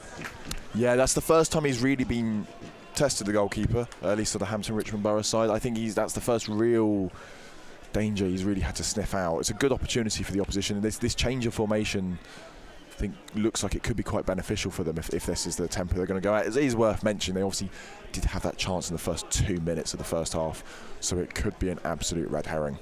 Yes, definitely. And they did also change their formation in the game, in the first half. But maybe the personnel change has meant that they're a bit more suited to it. I don't know. But it looks like number 6, is that Hayden Vaughan is getting stripped over on the far side. Maybe Dowse is reacting to the change from his opposite number, but the ball's out wide with Kiernan. Moves and counter moves. Moves and counter moves. Just so many levels. But it's going to be a throw in to Farnborough. Beecroft has taken it. Vaz clears it away, but only as far as Lawrence. But Vaz wins it back, and he's got it over there on the far side. Jostling, he's not got many options, but it's fallen to Kretschmar. Gives it to Nkrumah, nice 1-2. Down the left-hand side, he goes down, but he's not appealed for a penalty, so he must have just slipped. Falls to Kiernan out on the left-hand side, actually, sorry. And the ball's gone out for a goal kick. Yeah, I think that kind of, saying about that those half-time comments about, that mature second half. We're not quite seeing it yet. Yes, it is very early into the second half, but I think we're... it does seem to be a repeat of the first half so far. Yes, I was thinking that. We did take a little while to settle in the first half, but once we did, we were tremendous. But well, I wouldn't mind another 2 goals to help us settle in the second half. No, I don't think anyone would mind that, no. other than Farnborough fans. Other than the Farnborough. Other than the Farnborough supporters. But it's going to be Joe Duncan to take his goal kick. He's definitely sorted out his goal kicks. Yes, he's really nailed that one. That's gone a long way, but it has gone out for a throw in on the far side. And the heat map will get even hotter. Yes, the heat map, which is you might see us looking over in that corner a lot. That's because the ball is there seemingly all the time. It's as if is there a slope? Is there much of a slope here? So I think there's just a general slope to stop the water kind of like sitting on the grass. So there's a general slope off the pitch, but it's not... It's not one way, it's just kind of everywhere, isn't it? It's kind of just from the centre circle out. Yeah. Yeah. Well, a couple throw-ins later, and Edwino Vaz is going to take another throw-in, this time about 10-15 yards further forward, still in his own half, however, as he launches it forward towards Nkrumah. It goes out for yet another throw-in, this time to Farnborough. Beecroft gives it back to Joe Duncan in goal. Farnborough trying to build from the back here as it goes to Stickland. Lumps it forward down the right towards Blumfield, but it goes over his head. Little bit of miscommunication there. Dewhurst needs to get back in goal, but he's back now. Balls with Bauer on the left, tries to play it over the head of Lacey towards Sander. Lacey does well, but is forced to give away a corner. Corner to Farnborough. Farnborough looking a bit more lively in this second half. Yeah, they're looking a bit more intent. Maybe that Gaffer's put a rocket up them a little bit. They're coming out. Sander crosses it in, and it comes to... I don't know who that is. Is it Nico Lawrence that's just headed that over the bar? No, it's Rakesh Bingham that's in there, the half-time substitute. He's got his head to the ball inside the 6-yard box, but he can't quite direct it into the corner. Yeah, there's an added element of danger there now. Popping up just in the middle of the pitch. We haven't really been under any threat the entire game. I did get the slight feeling we've been in first or second gear most of the game, and that was good enough. And now it does look like we're going to have to step it up if we want to maintain or build on this lead, because Farnborough look very intent on trying to work their way back into this game. Absolutely, yeah. They've definitely come out livelier than they were in the first half, that is for sure. And if Hampton and Richmond Borough don't respond, then we could be in danger of conceding 1 and hopefully not 2, but we definitely need to up the levels here as the ball's played out to Sander. Jostling with Lacey, but Sander does well and gives it to Alfie Tuck. Tries to find Beecroft, but a bit too much on it, and Beecroft has just lost his footing there. And the ball's gone out for a throw, and it's happened a lot out there with Beecroft. I don't think it's necessarily his fault. Yeah, I just wonder if he's got the right footwear on. Yeah, he has. He's been losing his footing a lot. Quite a few players actually have been falling over. Harry Gardner tripped over a couple times. Yeah. There's again Alfie Tuck trying to be being the kind of like that pivot of that midfield. Didn't quite come off. As Alan Massey comes away with it. And now he's out of position though as it's played forward towards Blumfield. Vaz really being tested here. He's done really well to play it back, and Atkinson's turned in his own box under pressure, playing it out now. That is risky football, calm football, but it's an immense amount of pressure, and lost it just as they're approaching the halfway line, and then Farnborough will come back with it now. And here's Blumfield, plays it out wide to Connor Cullen, the other substitute alongside Bingham. Back to Beecroft. Great pick-off by Frimpong, and now we're away. It's 2-on-2. It's Nkrumah's up with him. Just dilly-dallied a bit on the ball there, and he's lost out. Yeah, you kind of had you had 3 or 4 Farnborough players who were coming back in recovery, and no Hampton and Richmond who were really there to add the support. So it did always look like if that attack, they weren't going to do something immediately with it, it was going to result in a turnover. And Sandra, I think that's just a bit of frustration there. Max Kretschmar kind of rallying the men to to maybe be a bit more aware of the game. A bit more aware, a bit more. Just put their foot on the ball a bit. I think it's the same. It's the same as we were seeing in the first few minutes of the first half. Neither team really sustaining possession a lot. It's been more Farnborough than it has been Hampden and Richmond, but yeah, just maybe a need to up the aggression. Maybe it's going to be Gardner to take it. He's a big fan of a low riser, and that's what he takes. Luis Fernandez tries to get underneath it, but it's headed clear only as far as Frimpong. We know he can hit him. Maybe not quite from that far out. Maybe not, but we never know. Joe Duncan receiving a risky pass, but he manages to get it away. He's had to deal with quite a few of those today so far. He has, but he's done well. He's done very well. He's done very well. He has been one of the standout players for Farnborough thus far. Massey tries to play a ball forward towards Kretschmar, who does well the turn, but doesn't quite fall for Nkrumah. And now it comes back all the way back to Dewhurst in the Hampden and Richmond Borough net. He lumps it forward again towards Kiernan, chests it down. Frimpong tries to flick it over him, but just miscontrols it. But again, it's given away by Farnborough. Mike Atkinson has it now. And Gardner making a searing ball towards Lacey, who's making a dart and run forward, but can't quite make it. Yeah, that was an ambitious ball forward by Gardner. Lacey had a lot of ground to make up there with a good number of defenders around him. He did his absolute best to get there, but couldn't quite get there first. I think Bauer beat him to it. Yeah, Alfie Tuck turning on the style there in midfield. Little roulette around Daniel Nkrumah, but nothing doing. And as the ball's played out wide to Beecroft. Into Bingham. Played forward towards Bloomfield. Gives it out wide now to Connor Cullen. The substitutes combining here. The ball's out on the right. It's tried to cross into the box, but Vaz blocks it. It's come out to Beecroft. Farnborough starting to retain position for long periods now as Alfie Tuck looking to control the game from the base of the midfield. As I say that, though, he has just passed the ball into no one. Frustration there for Sander, who had a lot of space on the left-hand side. Not what we're used to seeing from Alfie Tuck. No, especially, yeah, definitely not used to seeing that here, at least. But, yeah, beneficial to Hampden and Richmond Borough there. Nice little interchange from the throw-in, but loses it again as soon as we try and play it a bit longer. Just the possession seems to be not really favouring either side right now. A few passes being strung together, and as soon as someone goes to progress the ball, that's when it gets turned over. Yes, and as we say that, the ball is progressed forward, but Farnborough do have it with Cullen. Connor Cullen. A little spin move, little roulette again. Big fan of the roulettes in this team, Farnborough, but Kretschmar now comes away with it, and he's looking forwards. He's done very well with it there, Kretschmar, and Nkrumah is going to do the best he can to put some pressure on that ball that's been pumped forward, but there just wasn't really a lot on for him. They had two centre-halves to jostle with to try and get through. Yeah, and Nkrumah, he's struggling at the minute, but through no fault of his own, he's just very isolated up there against a pair of centre-backs. He is bigger than both of them, but he cannot take both of them at the same time. No, yeah, it does seem like the table has turned. The table has turned, and Bloomfield isn't now looking less isolated as the ball comes to Cullen. Lovely little step over pass. Vaz strikes it, and it narrowly goes wide past the left post. Dewhurst was scrambling.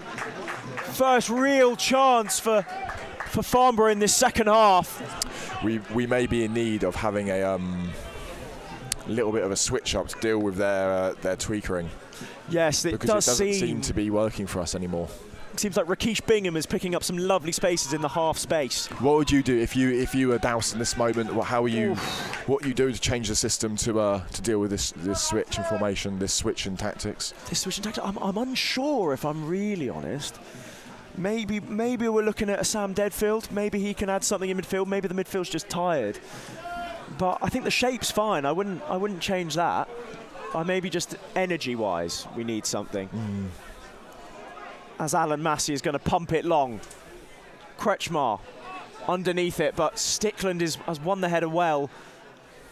And the ball goes out for a throw into Hampden and Richmond Borough. Dowsey's pacing over there, looking pensive. Is he thinking about some changes perhaps? Because Farnborough have come out firing in this second half. Yeah. Coming up to the hour mark. Yeah, coming up to the hour mark, and it's not quite, you know, a goal now really does give Farnborough a real opportunity at something from this game, and we can kill this off quite nicely here and give them no real hope of going home happy with either another goal or just shutting them out. Yes, absolutely. A little bit of ping pong here, but Mike Atkinson showing some composure, putting his foot on the ball and wins a throw in on the far side. It's going to be Vaz to take it. This might be this. We were saying in the first half, an opportunity just to pump a ball into the box and just create some chaos, just to kind of remind the opposition we can still cause danger. Got another throw-in opportunity here. I think it'll be Vaz again. Vaz again to take it. A lot of players warming up over there next to the throw-in. Could we see one of those soon? Substitutes are of course, very common around the hour mark. Yeah. As the throw-in's taken, it comes back to Vaz. Tries to cross it into the box, deflected, and it'll go out to a corner to Hampden and Richmond Borough. Hampden and Richmond Borough starting to find their feet in this half, perhaps. And who's going to take this? I imagine it'll be Max Kretschmar swinging it inwards with his right foot as the throw-in is on the far side. Here is Max Kretschmar. It is going to be him to take it. Alan Massey is not in the box for this one. He is marshalling the troops from the back. But other centre-backs, Aaron Lacey and Louis Fernandez, are both in there. There's going to be a little bit of chat with Lacey and his marker about some jostling. Yeah, I think that is obviously Aaron Lacey, and I think it's Nico Lawrence there. Ref just having a talking to. Just a quick word. Just a quick word. As Kretschmar's going to swing it in. It's a dinked ball towards Lacey. And it's in! But it's been given. Offside, or is it a foul? It's been given. I don't really know what's been given. It's given quite quickly. I think it could have been. I think there was a. I think it was given as a foul for a bit of tugging, I think. Perhaps. But it seemed to me that the marker seemed to have an awful lot of Lacey's shirt. Yeah. I don't really know what's happened there, but it remains 2-0. Aaron Lacey has had a goal disallowed. It seemed bizarre as the ball kind of looped in, and Joe Duncan in the Farnborough net didn't really seem to move or react. So he seemed to be convinced that the goal was going to be disallowed. But I think he's given a foul. Maybe it was a foul on Joe Duncan, but the goal isn't going to stand regardless, and it remains 2-0. There's Kiernan trying to march down the left-hand side. And he's gonna keep it in, but he can only give it away to Holzman, who boots it clear. Fernandez deals that with his chest, but not quite with the. Didn't deal with that as comfortably as I initially thought he might have. And Farnborough have they went back there, but they did have an opportunity to try and break the line a little bit, but they've elected to kind of try and retain possession a bit more, which. Commentators curse, they've now whacked it straight into a bush. You do love to see it. One of the lovely bushes that we have around the pitch at Hampden and Richmond Borough, but distinguishing between back gardens and the edge of the stadium. Yes. But Edwino Vaz is going to head it forward, and Krumah battling for it. And the ball is going to go out for a throw-in and goes into another bush. All part of the environment. Yeah, it's all part of the love of the game, isn't it? We do love to see it. As Farnborough have it now with Holzman. He's going to pump it forward. Dewhurst with a chest. Yeah, that was very confident goalkeeper. Very cool, calm and collected there. I think he may have realised he might have just about encroached his box as he went to pick it up and then improvised with his chest. Well, however the improvisation, it was good improvisation as Mike Atkinson now loses out, and a lovely hooked pass out to Sander, but Sander can't quite get it under control. I think Lacey's done enough there just to put him off. Maybe, but I would say that Sander has got to do better for me, personally. But but it's going to be a throw into Hampden Richmond Borough as Sander has miscontrolled it out of play.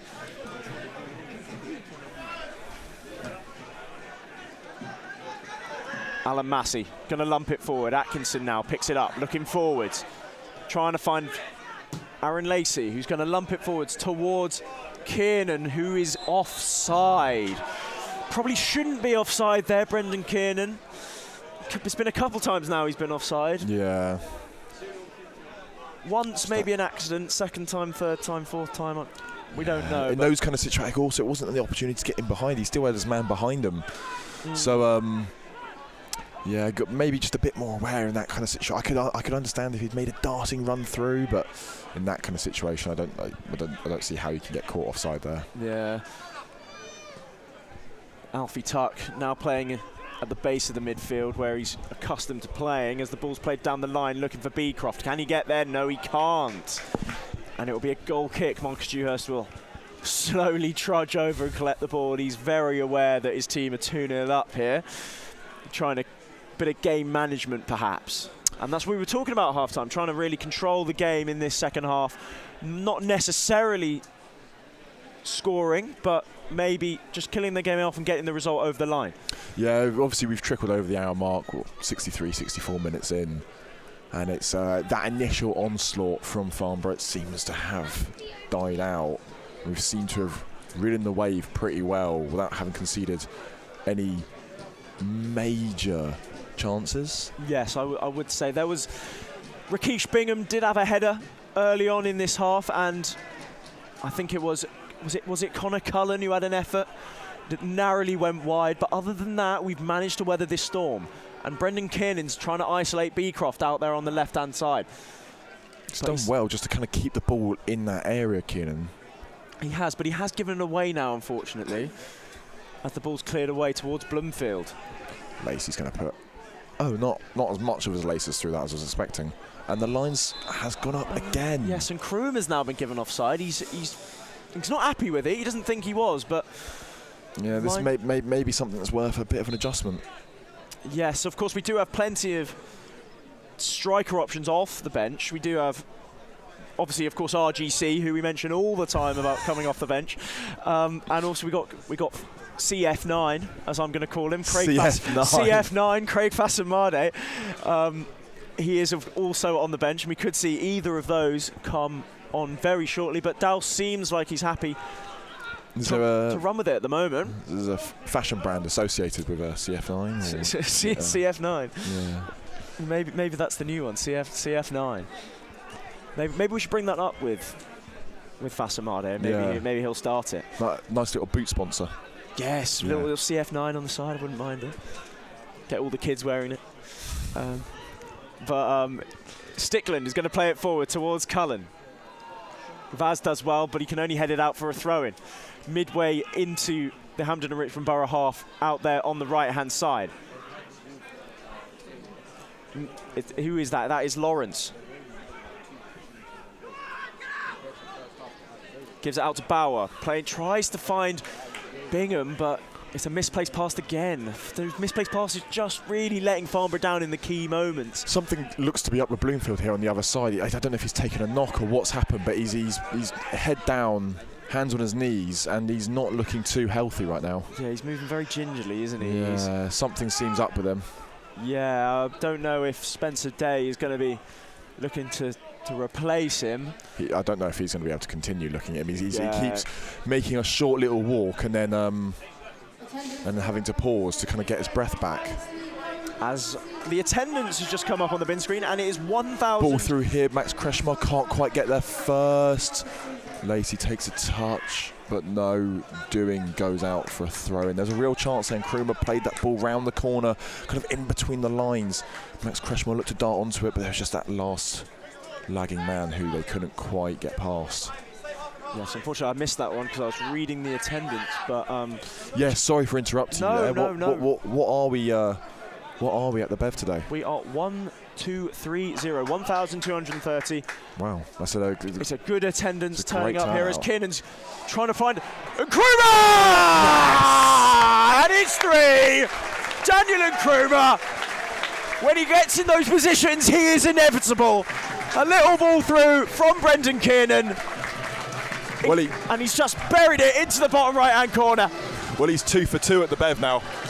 He is 2 for 2 in 2. I don't know how to describe it, but it's another brace at home for Daniel Krumer. A lovely little ball through by Brendan Kiernan. First time finish by Daniel Krumer. Yeah, 67 minutes into the game, and I think that does now put the result out of doubt. I think that's going to mean now that all 3 points will be staying here at the Bev. It would be extremely dramatic for Farnborough to come back into this. We were a bit worried about those tactical changes at the break, those substitutions, and we did see kind of like the wave turning, but no, we've ridden it out well. And again, you know, we were saying at half-time, we now have that striker who can take those almost half chances. That wasn't that kind of opportunity that where you're sat there screaming, that has to be a goal. It was just a snapshot at it. And he's done very well to turn it in and to put us 3 to the good now. Absolutely, he has been incredible since he's come in to the Bev, to the mighty Beavers.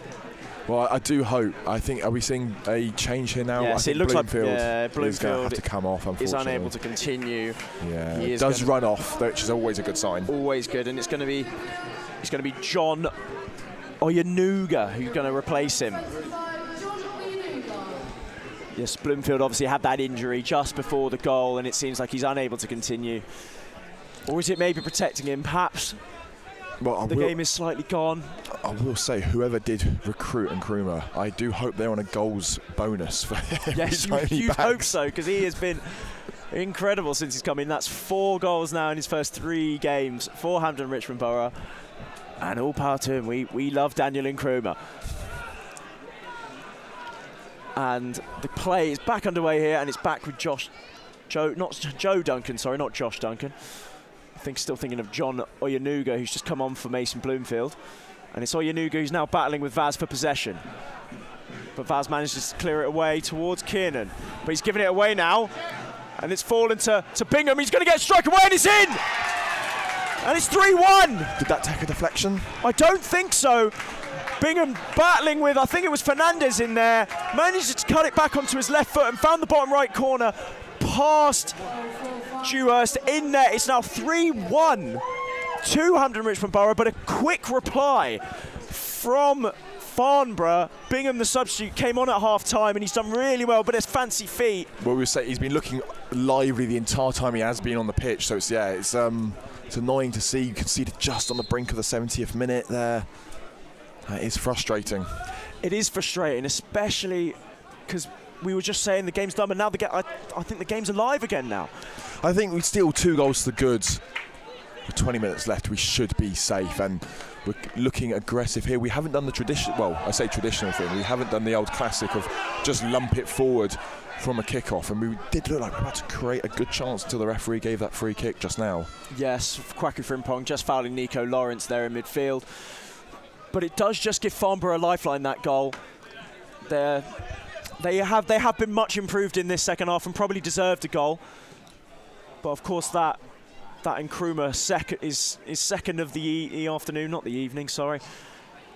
Has given Hampden Richmond Borough a bit more of a cushion as Kiernan tries to bring it away, but can only clear it as far as Alfie Tuck, who's going to spray it out wide to the left now towards Sander. And he does find him. Here's Bauer. Here's Hakeem Sander, one-on-one with Aaron Lacey on the left-hand side. Jinks inside, does well. Sharp intake of breath there from Jake. Yeah, it just as Sandro was coming down the line, there was an opportunity there for Lacey to get a foot in, but he couldn't quite catch the ball. Things like Kreshman now has come away with the ball. He's looking for a long option forward. And he's going to find one. Brendan Kiernan. He's done well there. Kiernan now coming forward with it, just loses out. Can't quite get it past Stickland as the ball's played out to Beecroft. Out on the right-hand side. I think we're seeing some activity on the Hampden Richmond bench now. Ooh, what are we seeing? I'm seeing a lot of people stood up. I think that is CF9 getting stripped. I think that is Craig Fasenmade who's going to be coming on. We're unsure who for. I would imagine Brendan Kiernan, but we will see. As Kiernan wins the flick on, but can't quite find Nkrumah. Nkrumah maybe not gambling there, mate. Perhaps, I don't know. No, yeah, I don't think he gambled there. Maybe it's just the legs a little bit tired, being on the pitch for 70 minutes now. Yes, perhaps. Didn't see the risk in the gamble, maybe. Maybe just under 20 minutes to go here in this Enterprise National League South tie. It's 3-1 to Hampden Richmond Borough versus Farnborough. Second half goals from Daniel Nkrumah, and to make it 3-0, slotted with his left foot past Joe Duncan, and then 3 minutes later, Rakesh Bingham, a second half substitute, brought one back for Farnborough to give them a bit of a lifeline, but they are still 2 goals down here with 18 minutes to play, and there's going to be a goal kick, 200 Richmond Borough. Yeah, now we're going to be seeing the changes. I think you're right, it is Kiernan coming off. Yes, Kiernan, it is going to be Kiernan that makes way for Craig Fasson-Marde. Does give us a lot of pace. Okay, Kiernan's not a slow man by any means, but it does give us a lot of pace and energy for the final, give or take, 15 minutes. Most definitely, yeah. Fasson-Marde is a scary player to be bringing off the bench with 18 minutes to go, because he is a lot of energy for centre-backs that have 73, 74 minutes in their legs. That is not what you want to see. As the ball is headed out for a throw-in on that far side. Might be able to get Nkrumah a few more chances if he can get in behind, cut it back, maybe take some of the workload off Nkrumah, can focus on getting into those spots to receive the ball in the box. Might help open up the game that way as well. Definitely. I remember, Jake, when we were on the watch-along last, when Nkrumah had his brace, you said that you want more. Yes. Yes. Do you want more today? I think I always want more. He always wants more. As Nkrumah's battling with Stickland, but it's the Farnborough player that comes away with the ball. As my dietitian has heard much, I always want more. He always wants more. He's a hungry boy. And hopefully Nkrumah's feeling equally as hungry. But Frimpong just turning around there, giving it to Atkinson, who can try and come forward with it. We're getting shut out quite quickly as soon as we try and approach that final third. Being kind of forced to go down the lines here where we haven't had too much success. But Fasson-Marde's found a pocket of space here. He's giving it to Frimpong. We know what he can do! This time he finds the fans, but it wasn't too far off. It wasn't too far off. A different technique from Kwaku Frimpong this time. He didn't go for the bend. He went for a bit more power. He caught it clean and direct, and I think that would have absolutely taken the roof off had it found the net. I think that would have topped his first half one. I think he was a bit further out. And there's a lot more power on it. To be completely frank. Lot more power, but unfortunately he couldn't find the net with that one. But we'll let him off. I think the groundsman who maintained the pitch will be glad that it didn't hit any of the critical infrastructure. You'd hope. They're glad it hit the fans, but the ball's played forward towards Connor Cullen, who's not going to quite make it, and it's going to be a goal kick to Hampton and Richmond Borough. Again, Farnborough looking for that long ball forward. It's often down the right nowadays. I think they seem to like that far side. So in the first half, they kept going down the left. In the second half, they seem to be going down the right. Is that Vaz who's gone down? I think it is Vaz. Which is not a fun sight to see. This will be an impromptu water break, I believe, for both sides, maybe a revisiting of tactics. We saw at the last impromptu water break that's when Farnborough changed up their game style a little bit. Yes. And we could be seeing the same thing here now. We could be seeing that, but I do feel like they have had more success in the second half with the change of personnel. I think Bingham's been really key to that. Very lively. I was going to say, I thought, so at his goal, I did initially think that maybe it taken the deflection, not because I saw one per se, but just Dewhurst had been so he basically jumped the wrong direction. I think he got so blindsided by the ball, I just kind of assumed there must have been some form of deflection, but I failed to see one. If you didn't see one, then it must. No, I think maybe you just caught off guard, maybe. Yeah, I think maybe it was one of those ones where you couldn't really react because it was such close range, maybe. You've just got to dive and hope you get it right. Yeah, well, if you got it right, he would have looked incredible, but he unfortunately did get it wrong, and it did go into the bottom right-hand corner. Yeah. And again, it was an awkward angle for Bingham to take on. He was coming down the left-hand side on his left foot, and he cuts it across his body back into the right-hand side of the goal. It was across a defender as well. It was a really awkward... Really tough one to see for Dewhurst. And a tough one for Bingham to really get the strike away, and a bit of nice fancy footwork. But it did pull one back, and that is the latest goal in this game. It happened 6 minutes ago in the 70th minute. Douse on the ball now. Douse on the ball, showing a bit of tech, but with his hands, though. Gives it up to Vaz for the throw-in. At the halfway line, lumps it forward. Yeah, thankfully, Vaz is not too injured. No, that's what we like to see. He's able to continue. A few peels for booking there, but nothing doing from the referee. Who was that there? I didn't quite see. It was the ball went out of play, and Fasson-Marde just knocked it on a bit further. Ah, okay. So I think there was a couple of appeals, but nothing too serious. Nothing doing for CF9. as the ball's played forward, but it comes back to Fernandez. A little bobbling one back to Dewhurst. Going to clear it away on his weaker right foot, but he's connected well. Garner chasing here. Can Garner Garner keep up the pressure? He can. Thought forward. Lacey battling with Sander, and he managed to get his head on the ball, but he only heads it backwards. Oh, Luis Fernandez, see you later! Sander has been mugged right off. Luis Fernandez, little step over through the legs of Sander. Don't think I want to see that one back. I think, yeah, Sander came away from that one realising that maybe he might have pressed the ball a little bit too hard. Yeah, it's not one that Hakeem Sander will want to see back. I'm chuckling because there were a few words said behind me that I can just about hear. But but the ball's with Kretschmar. And now it's with the bush. And now it's with the bush. Oh. Yeah, a lovely bit of skill there from Luis Fernandez. Not what you often see from a centre-back, but he's shown that perhaps he should get a go up front sometime. He's in goal-scoring form, obviously scoring against Dagenham. But ball-playing centre-half. Ball-playing, exactly. The modern centre-back. He's got a taste for goal. And it is thrown in now, and it's Bingham holding up the ball well, but he just tries to find, I think that's Beecroft out there, but he just plays it out of play. And it's going to be Vaz trudging up just to take it. Hampton Richmond faithful kind of singing their boys over the line behind the goal now. They're all on their feet. Has someone brought a drum along with them? I think so. There's always a drum. There's always a drum. There's always a drum. And the ball goes out for a throw-in on that far side. It's going to be to Farnborough, and it's going to be Beecroft. He's looking to take it quick. A bit more energy, perhaps, in this Farnborough attack now, because there is just over 10 minutes to play in this game. Farnborough needing 2 goals to even just get a point, as it is 3-1 Hampton Richmond Borough. A brace from Daniel and Nkrumah, coupled with a Kwaku Frimpong screamer. The goals for the home side. Yeah, we've just trickled over with 10 minutes left of regulation time. As Rakesh Bingham now, holding it up, giving it to Beecroft.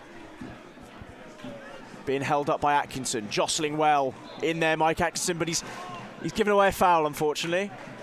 I think it was a soft one maybe, but perhaps probably was a foul. Beecroft looking to take it quick. All going down the Farnborough right-hand side at the moment, but they're looking to switch it out now through Alfie Tuck. Marching the ball forward. Hampton and Richmond just dropping off at the moment. Plays it in to Oyanuga, driving past Atkinson. A great challenge from Atkinson, a great sliding tackle.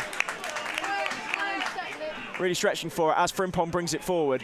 Frimpong's done really well there to kind of keep possession. Gardner can't do the same. There's a couple hacks in there. Sandra goes down. Sander is down here and he's holding his ankle. Referee stopped the play, which I'm not sure Farnborough will particularly be pleased about, but Sander does look in a lot of pain here. Fernandez just checking on him, probably saying, few shouts. How are your ankles after that nutmeg? That's just salt in the wound there. Yeah, it's not what you want to see, but Sander is down here. And we hope he is all right. But just 9 minutes left to go. Just wondering, Jake, do we want to check on the Chippenham score? Do you want to? Have you got it to hand? I do, and I'm going to check. It is still 0-0. Bath currently drawing 0-0 with Chippenham. Of course, we're keeping a close eye on that one because if Chippenham do win, they'll go within 3 of Farnborough, who are, of course, losing here as it stands. So Farnborough will be pleased at that result, but obviously there's still time, 4 minutes of normal time left in that game, according to FOTMOB. There's 9 or 8 minutes now of normal time here, but there probably will be some stoppage time, as we've seen a couple injuries. We've obviously just seen Sander now, I think Kretschmar as well. Seeing a little bit of techers from the referee to pick the ball up there. Oh, what's he done? Just a bit of a scoop. Oh, naughty. Properly filthy. He's learned that off Luis Fernandez, I've heard. But it's going to be Holzman to get us underway. Plays it forward towards Oyanuga. but he can only head out of play. We've seen this a lot from Farnborough. They keep looking to play these long searching balls, but they keep going a bit long. It's not just been Farnborough, to be honest with you. It's Hampton and Richmond Borough as well. Both teams have been looking to go long relatively regularly, and I don't know if either side have actually profited from it at any point. Yeah, but we are going to see another sub for Hampton Richmond, and it's going to be Kwaku Frimpong. Obviously the scorer of an absolute worldie in that first half. One of the goals of the season, just bent it into that far corner, 16 minutes in. Hampton Richmond Borough's second of the day, but he's going to make way for Sam Deadfield. He's going to be the man to replace him, so probably a like for like. Yeah, we were asked, as like the media team, were asked to kind of pick out our favourite moment of the season. Yes. And it's a real shame because we won't be able to include that. It's too late for submissions. it's too late. That'll have to go down at the end of the season as a highlight. That was what a finish. Oh, hello. I don't really know what's happened there, but Craig's kind of ran into his man. Beecroft is not happy there. He's controlled the ball out of play and he's just thumped it into his own bench in frustration as he's just controlled it out of play. I think a lot of frustration now setting in for the visitors. Well, it's happened time and time again. We've said it, haven't we? The ball they keep looking for that searching ball out wide, both sides, and every time it just seems to be that little bit long or that little bit short, or just gets picked off. Just nothing really sticking for either side in this second half, especially the last 10. But it's going to be Deadfield getting his first touches of the ball here, just heading it forward towards Fassamani, and it's going to be Nkrumah. Can he get a shot away? He can, but it's blocked. Falls to Deadfield, but it's cleared away by Farnborough. Fernandez is going to just lump it towards the box. He wanted nothing to do with that, straight back towards the other end of the pitch. Just like, yep, see you later. Vaz now. Oh, that's a lovely football. Looked like a referee. foul by Alfie Tuck.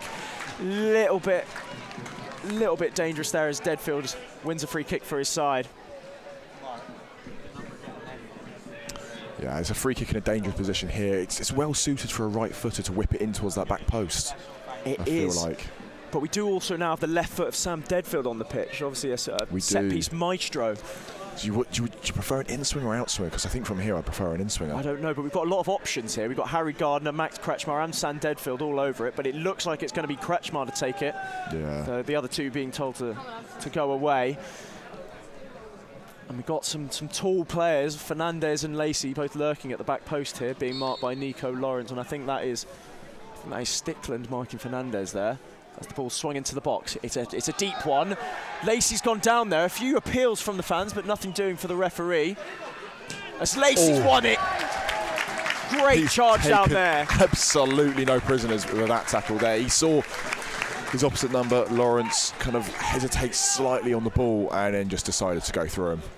Do you think there was a bit of revenge maybe? He's been brought down in the box, or at least he felt like it, and he's just gone and charge down his opposite number. Maybe it could be a little bit of his get back, but it was very clean. Very clean, and one for the fans, definitely. It's a real a crowd pleaser when that happens. Yeah. No, I think everyone, especially in English football, loves a crunching tackle. Reminded me of, do you know that Eric Dyer one on Sergio Ramos? Yeah, we're just about 7 yards off the byline. 7 yards off, absolutely needless, but we love it. But it's Farnborough on the ball now with Stickland. He gives it into Alfie Tuck. So again, looking for that searching ball, but it's going to be Gardner to pick it off. Oh, Sam Deadfield with a lovely, delicious flick over Nico Lawrence, but it's one back for Farnborough now. Yeah, Krumar couldn't quite bring it down well enough. And it's happened again. This time Oyanuga trying to play it out wide to Beecroft. Yeah, it does seem to be. As soon as they kind of get near the byline, it becomes also almost byline. The touchline. The touchline. It becomes almost magnetic for them. Yeah, I just can't avoid it. I don't really know what's going on, but it's happened quite a few times now. We've mentioned it on many occasions. Unsure really what's going on for Farnborough today. Just not quite on it in that aspect. As Joe Duncan's going to launch it forward. And yet again it's picked off. And Aaron Lacey's going to bring it forward and give it back to him. Have another go. Have another go, Joe.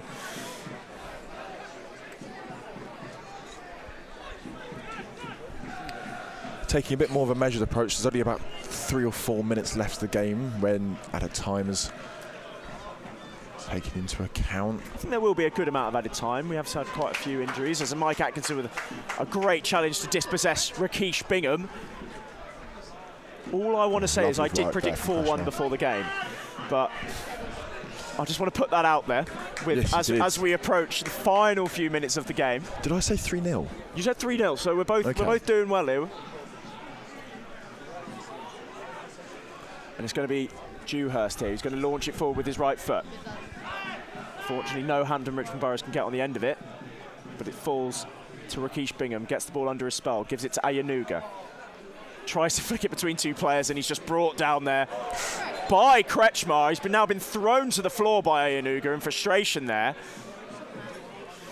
The ref, he's going to maintain it's a free kick to Farnborough, but it looked a little bit, a little bit of frustration there. I think the ref, he could have got a little bit carried away with it. He could have made it a bigger issue, but I think he took a bit more of a sensible approach and just went, calm it down, get on with the game. Yeah, we wouldn't want to see the game ruined with any red cards, really. It's been a game played in good spirits as the free kick comes in and it's held by Marcus Dewhurst. Always just looks so confident. He does. He's composed as always. One thing he's really good at is claiming the ball. Very good at that, and he's absolutely launched that down the other end of the pitch. Craig Fassmarsley chases onto it, can't quite get there. Kretschmar now plays in. Oh, he's the referee. He's given a foul there, but it looked like a fair 50-50. Deadfield, was it Deadfield that's gone into challenge there? Deadfield went in there. I do have to be honest, I do personally think that was probably a foul. Do you think? But my point of contention being, you've got to give it when it happens. You can't give it 5 or 6 seconds after the incident. You've got to give it at the time. Yes, it was a very late whistle there, wasn't it, from the ref? But at least from where I'm sat, it did look like it could have been a foul, but it did wait quite some time to give it. If it's a foul, you should probably know it's a foul rather than deliberating, waiting for an attack to kind of develop. Yeah. Be interesting to know if attack didn't develop, whether he would have given it. But there seems to be a strong wind now as that ball seems to float almost backwards from Alan Massey, but it's going to be Farnborough that come away with the ball now, and it's going to be Stickland marching it forward. Kretschmar's after him. Gives it out to Beecroft. Into Oyanuga. Out on the right-hand side. Vaz is defending him. Oyanuga manages to get past Vaz, and he's gone down here, and he's going to be a free kick. Just on the edge of the box. A little bit of continuation from those afters, I think. Yeah. And it's going to be a yellow card for Vaz. I think the yellow card is. I want to say, kind of grabbed him and gave him a bit of a shove there to go over. And I think that's just a continuation from what we were saying happened by the middle of the pitch there earlier.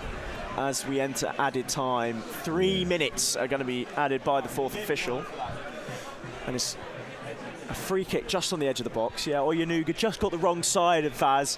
Maybe a bit of desperation, maybe, because he was one-on-one into the box, really. Edge of the box, just by the byline. You couldn't really shoot from this angle. It's going to have to be a cross. Going to have to be a cross. It's a bit of a, use a hockey term, a bit of a short corner. Yes. Yeah. I'd say that. I'm noticing Oyanuga's in the frimpong position, as we call it, and it's swung into the box, and it's just hit the first man, but it falls out to Beecroft. Tries to dink it back into the box, and it's going to go out for a goal kick, and I think that sums up Farnborough's game, really. Or is it? Oh no, Dewhurst is bit of gamesmanship. Yeah, he's decided to take a few more seconds off the clock and trying to bait, I think his opposite, he's trying to bait the striker into a foul. Yeah, and his goal kick goes a long way up, not too much distance, but it's flicked on well by Gardner. About 90 seconds left of the 90. And as we approach the final few seconds of this game, Jake, I'm going to come to you with a question that I got pelters for last time. Shall I save you the question? Yes, who was your player of the game, Jake? I was going to save you the question, but yeah, I think it's difficult not to give it to Nkrumah. It is difficult, isn't it? I'm going to give it to Frimpong on the basis of how good that goal was. Yes, that goal was absolutely outrageous. And he has just been good all game. He's had a very solid game. He's been lively, on his toes, a bit of energy, a bit of tenacity. But overall, I know Nkrumah's had 2 goals and oh, that could be a penalty, and it is. Ball's played in behind there. I think it's Alfie Tuck that's played it in behind Lacey. Sanders just got there. Oh, hello. What's happened on the keeper there then? Oh, it's all kicking off here. Dewhurst, a bit of a bit of gamesmanship, and he's just been brought down there by Toby Bauer. So I think I saw, Duas went to collect the ball to kind of take it beforehand for the penalty. And then Bauer's kind of gone up to him and give him a bit of a kick and a shove, and he's gone down. Right, and he's in a lot of pain here. He's in a lot of pain. Be interested to see the replay of that one, but Bauer has definitely put something through him there. And I think, yeah, medic's being called over. Looked a bit naughty there from Toby Bauer, but regardless, it looks like it is going to be a penalty. Yeah, he might be sacked by a lack of VAR to review that situation. Perhaps. Do you want to talk us through what kind of happened there to give away that penalty? Yeah, so like you said, so the tuck played the ball in behind that kind of like that channel in between the fullback and the centre half, went through. And I believe, you might have to correct me here, I think it was Sander. It was Sander, Sander went through, and Lacey, I think just a moment of madness. Sander he was at the byline just inside the box. He wasn't really going anywhere. He wasn't through on goal. He wasn't in a position to maybe... The best he could do was maybe cut the ball back, and I don't think there was anyone with him in the box to do that immediately. Just went sliding through him, took none of the ball. Wasn't it? Very rash. I think his initial leg didn't catch him, but I think it's the trailing leg that wipes him out. Yeah. And there's no question about it. It is a penalty. Yeah, it's definitely a penalty. It's an odd one from Lacey. He's had a really good game up until that point, I would say, but because Sander's going nowhere, isn't he? He's going nowhere. Just a lack of concentration. Yeah, just maybe tired legs. Can't. Yeah. But oh well, it's going to be Rakesh Bingham to take this. Dewhurst is up. Referee blows his whistle. And he's saved! And he's saved! Marcus Dewhurst with a massive save! And he celebrates in front of the fans! Marcus Dewhurst, take a bow, son! Well, that is an incredible save. It's a cat-like save, and there is a part of me going, well, there's a little bit of justice there for the afters on the penalty. And he's letting the crowd know. Yeah. But the ball is still in play. Deservedly so, though, in my opinion. I think like the afters you saw at the penalty, you know, Bauer going through the back of him for no apparent reason at all. No apparent reason. And Duas is definitely getting the last laugh. He's letting him know about it as the referee blows for full time. And it is Hampton and Richmond Borough 3, Farnborough 1. A huge result at the bottom of the table. 3 points for the Beavers. What a result. Can you get much better?